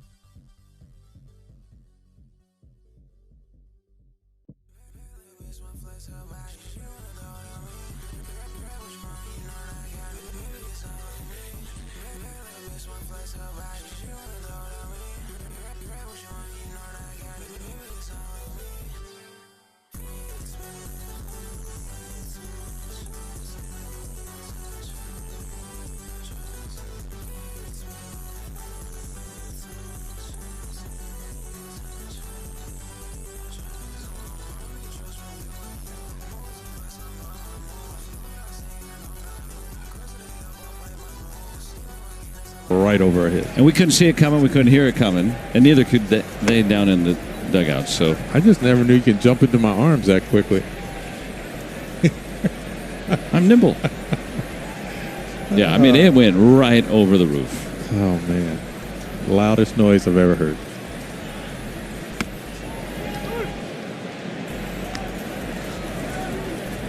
Put Monster Jam to shame.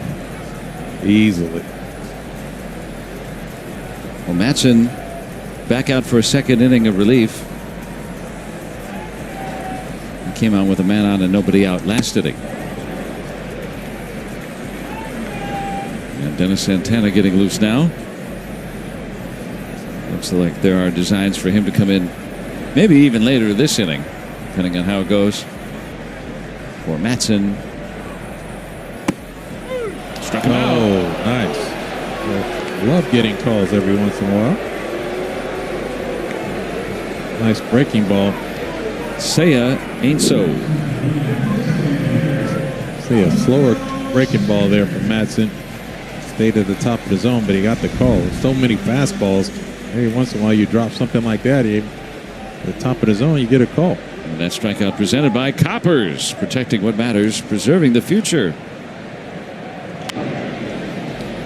Yeah, you think about the matchup, Isaac Matson and his good fastball, 75% of the time he likes to throw it. The Cubs only hitting .235 against the fastball this year, the four-seam fastball. So if you like numbers, you like to think that this would be a really good matchup. They typically keep the ball in the air. Yeah, they're more of a breaking stuff that they hit. I was looking at those aggregate numbers as well, which is the harder of the two typically to hit. So Donnie Kelly smartly saying, all right, I'm going to go bring my fastball pitcher in here in this tie game now. That close. Count in Tucker's favor now, 2-1. He came into today, July and August, Tucker hitting at 195 in that month and a half with one home run. He's an all-star and has been last 4 years in a row. Right to IKF. Perfectly placed. So 2 outs.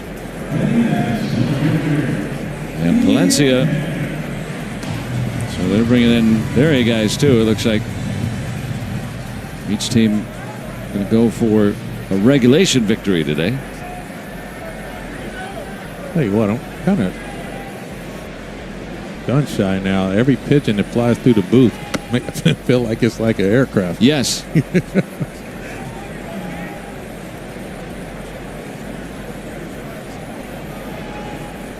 A few minutes ago, a ball was hit up onto the roof and then it dropped right in front of us, and I recoiled. You see that fastball in that part of the plate? I'm baffled. Rarely gets struck. It is so unbelievable. I mean, it's just one of those things you can't explain. You'd have to. He just must hide the ball so well. Just shoots out of his shoulder. I had that same question, so I asked Matson, and he said, "I don't know."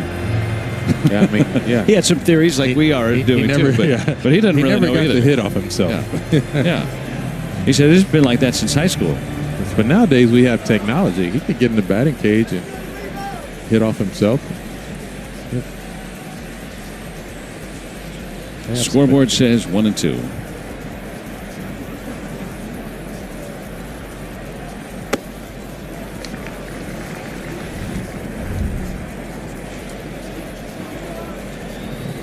Got Spencer Horwitz now guarding that line this late in the game, making sure he can take away any potential extra base hits down that right field side.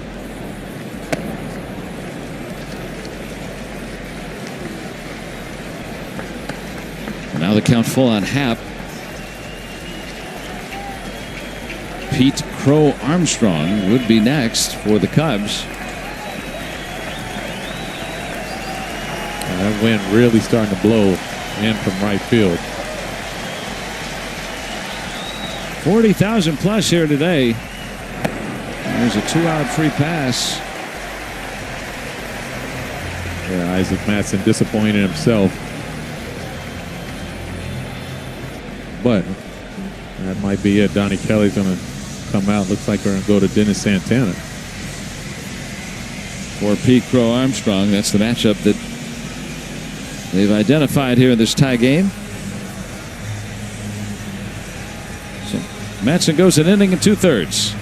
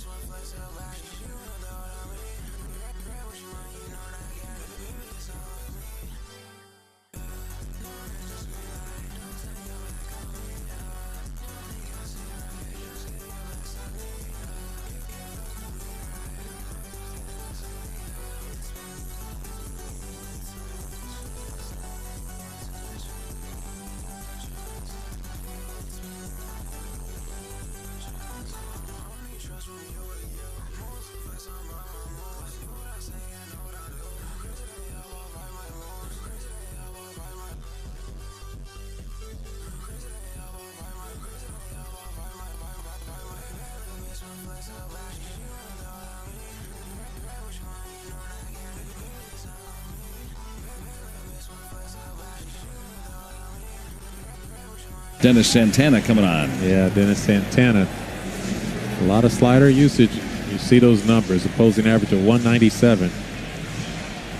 And him coming back into the eighth inning is kind of like familiar territory for him now.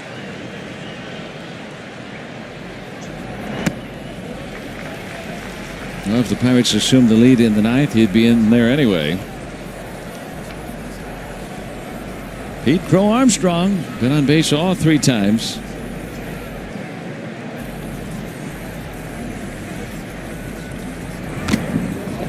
You say, well, why do you bring in the righty to face the lefty? Well, Santana's been so good against lefty batters through the years, and including this year.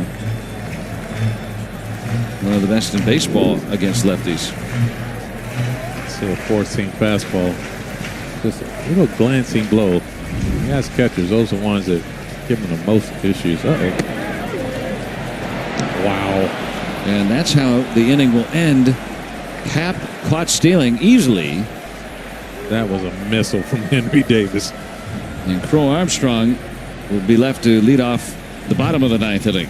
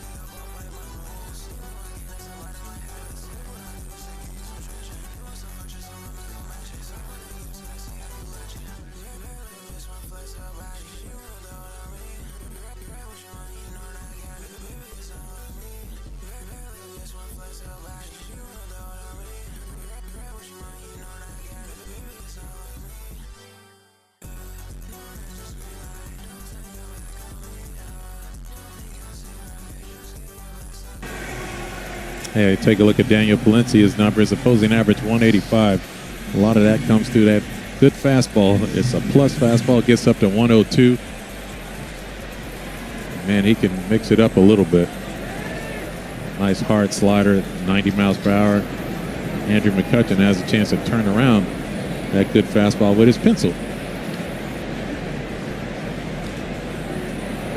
Players Weekend, so players can customize some of their on-field gear. Rules relaxed. Yeah, nice little bat. Gonna erase this tie score. There you go. And just get underneath it. Throw Armstrong. There's the first out. McCutchen drove in the first run back in the fourth. It's always amazing to me, though. I mean, that's getting to a good fastball. That's a 101, and he just missed going dead central. Just popped it up a little bit. Think Andrew McCutchen can't get to a fastball? How about one of the hardest fastballs that you will see at 101? See his frustration right there, knowing he just missed the home run.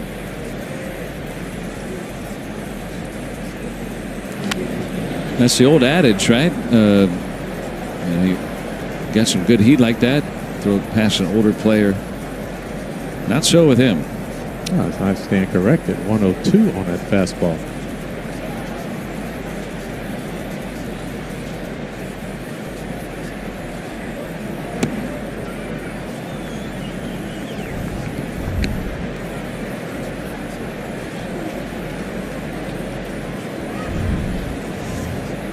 Jack Sawinski from Taft High School. Just down the road. Northwest Chicago. Get up. He's trying to hit one out in his hometown. And Jack Sawinski gives the Pirates the lead in the ninth. Hello, Chicago. Welcome home, Jack. Nice little haircut back at the hometown barber.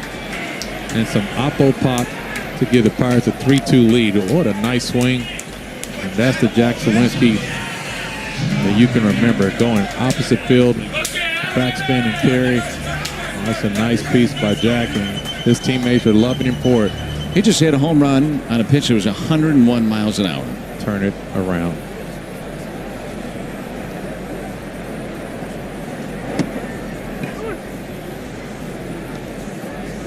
Jack Sawinski gives the Pirates the lead here in the ninth.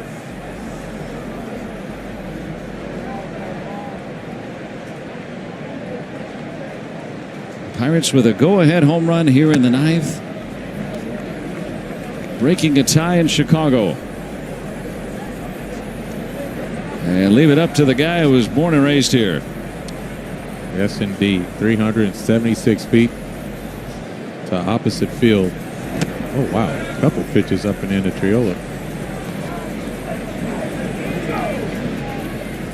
He's got 2 hits today. Now the Pirates working with the lead. Santana's already in the game.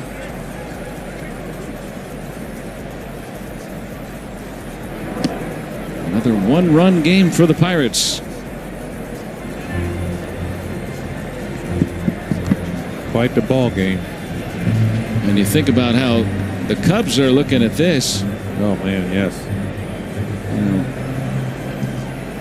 after Palencia allows just a third home run he's allowed all year.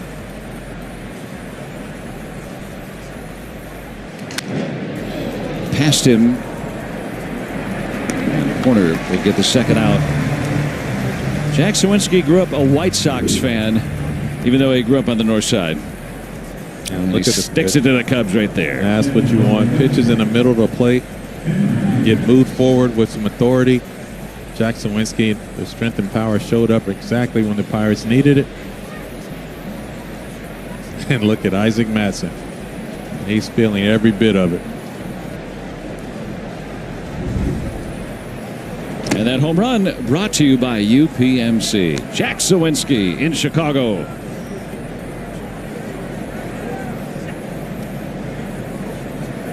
And you look back to that inning that Madsen had, he had the bases loaded, nobody out. One run comes in. Absolutely.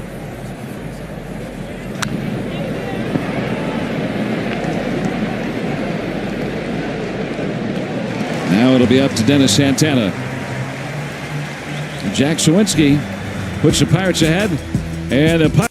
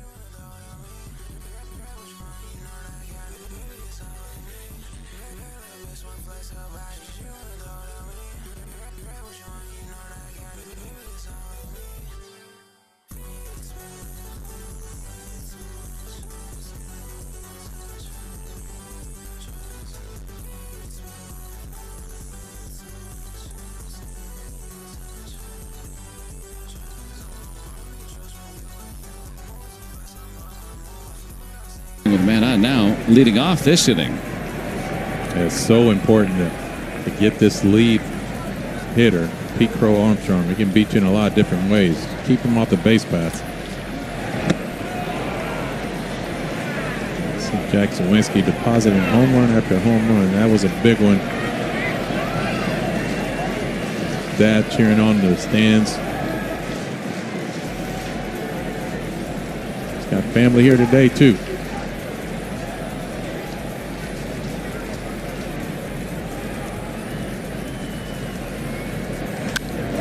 Driven, base hit.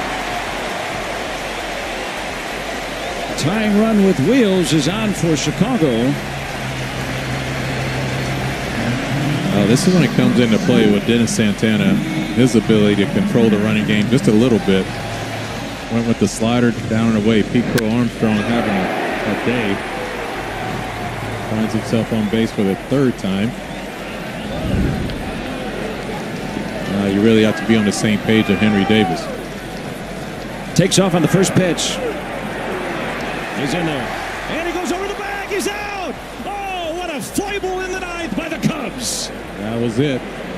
We shared it earlier. We talked about Jared Triolo and his stolen base attempt and how important it was that they don't put a lot of water on the field here at Wrigley. And when the type of sand that they use, the dirt that they use, you just keep going. When you hit this, it's like shooting off a rocket. Pete Crow Armstrong with a head first slide. Henry Davis, a good snap throw. Jared Triolo, nice job staying down there on that play. That's what made it right there. Short hop in between on the grass. And he stayed in there with that. What a break for the Pirates. The last two Cubs hitters have been caught stealing. And that's how the Pirates have gotten their last two outs. Yeah, and in both situations, both stolen base attempts are great decisions. Ian Happ, they just ran into Henry Davis's arm, and in that time, Jared Triolo just made the play of the game thus far.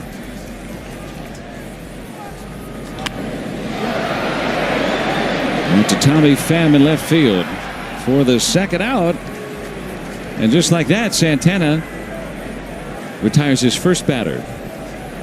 But he's already gotten 3 outs. That's so true. And then now he's an out away from getting the win. I can't say enough about Jared Triolo on that play. What made that so tough is that throw was a missile, and it hit right on the edge of the grass, the lip of the grass before it gets to the dirt.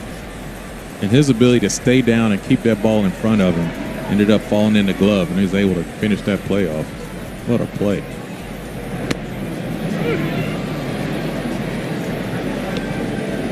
Now take a look at this. See Henry Davis short hop, but watch where that ball bounces. We'll get a better look at it, but it was literally on the edge of the grass. And now a strike away from a Pirates victory. Yeah, this will give you a really good look at it. Look where this ball bounces, right on the edge of the grass. That's what gold does for you. He's shown it today. And Santana a strike away from sending the Cubs to defeat. And there he is, the man on the spot.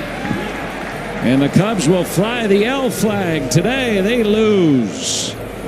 And that delights the Pirates, who win in Chicago thanks to Taft High School grad Jack Sawinski. How about the Chicago kid doing it in his hometown today? What a smile. You love that. You just love to see Jack smiling because he puts in so much work.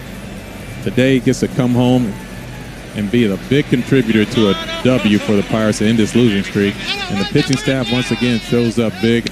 Braxton Ashcraft, tremendous job.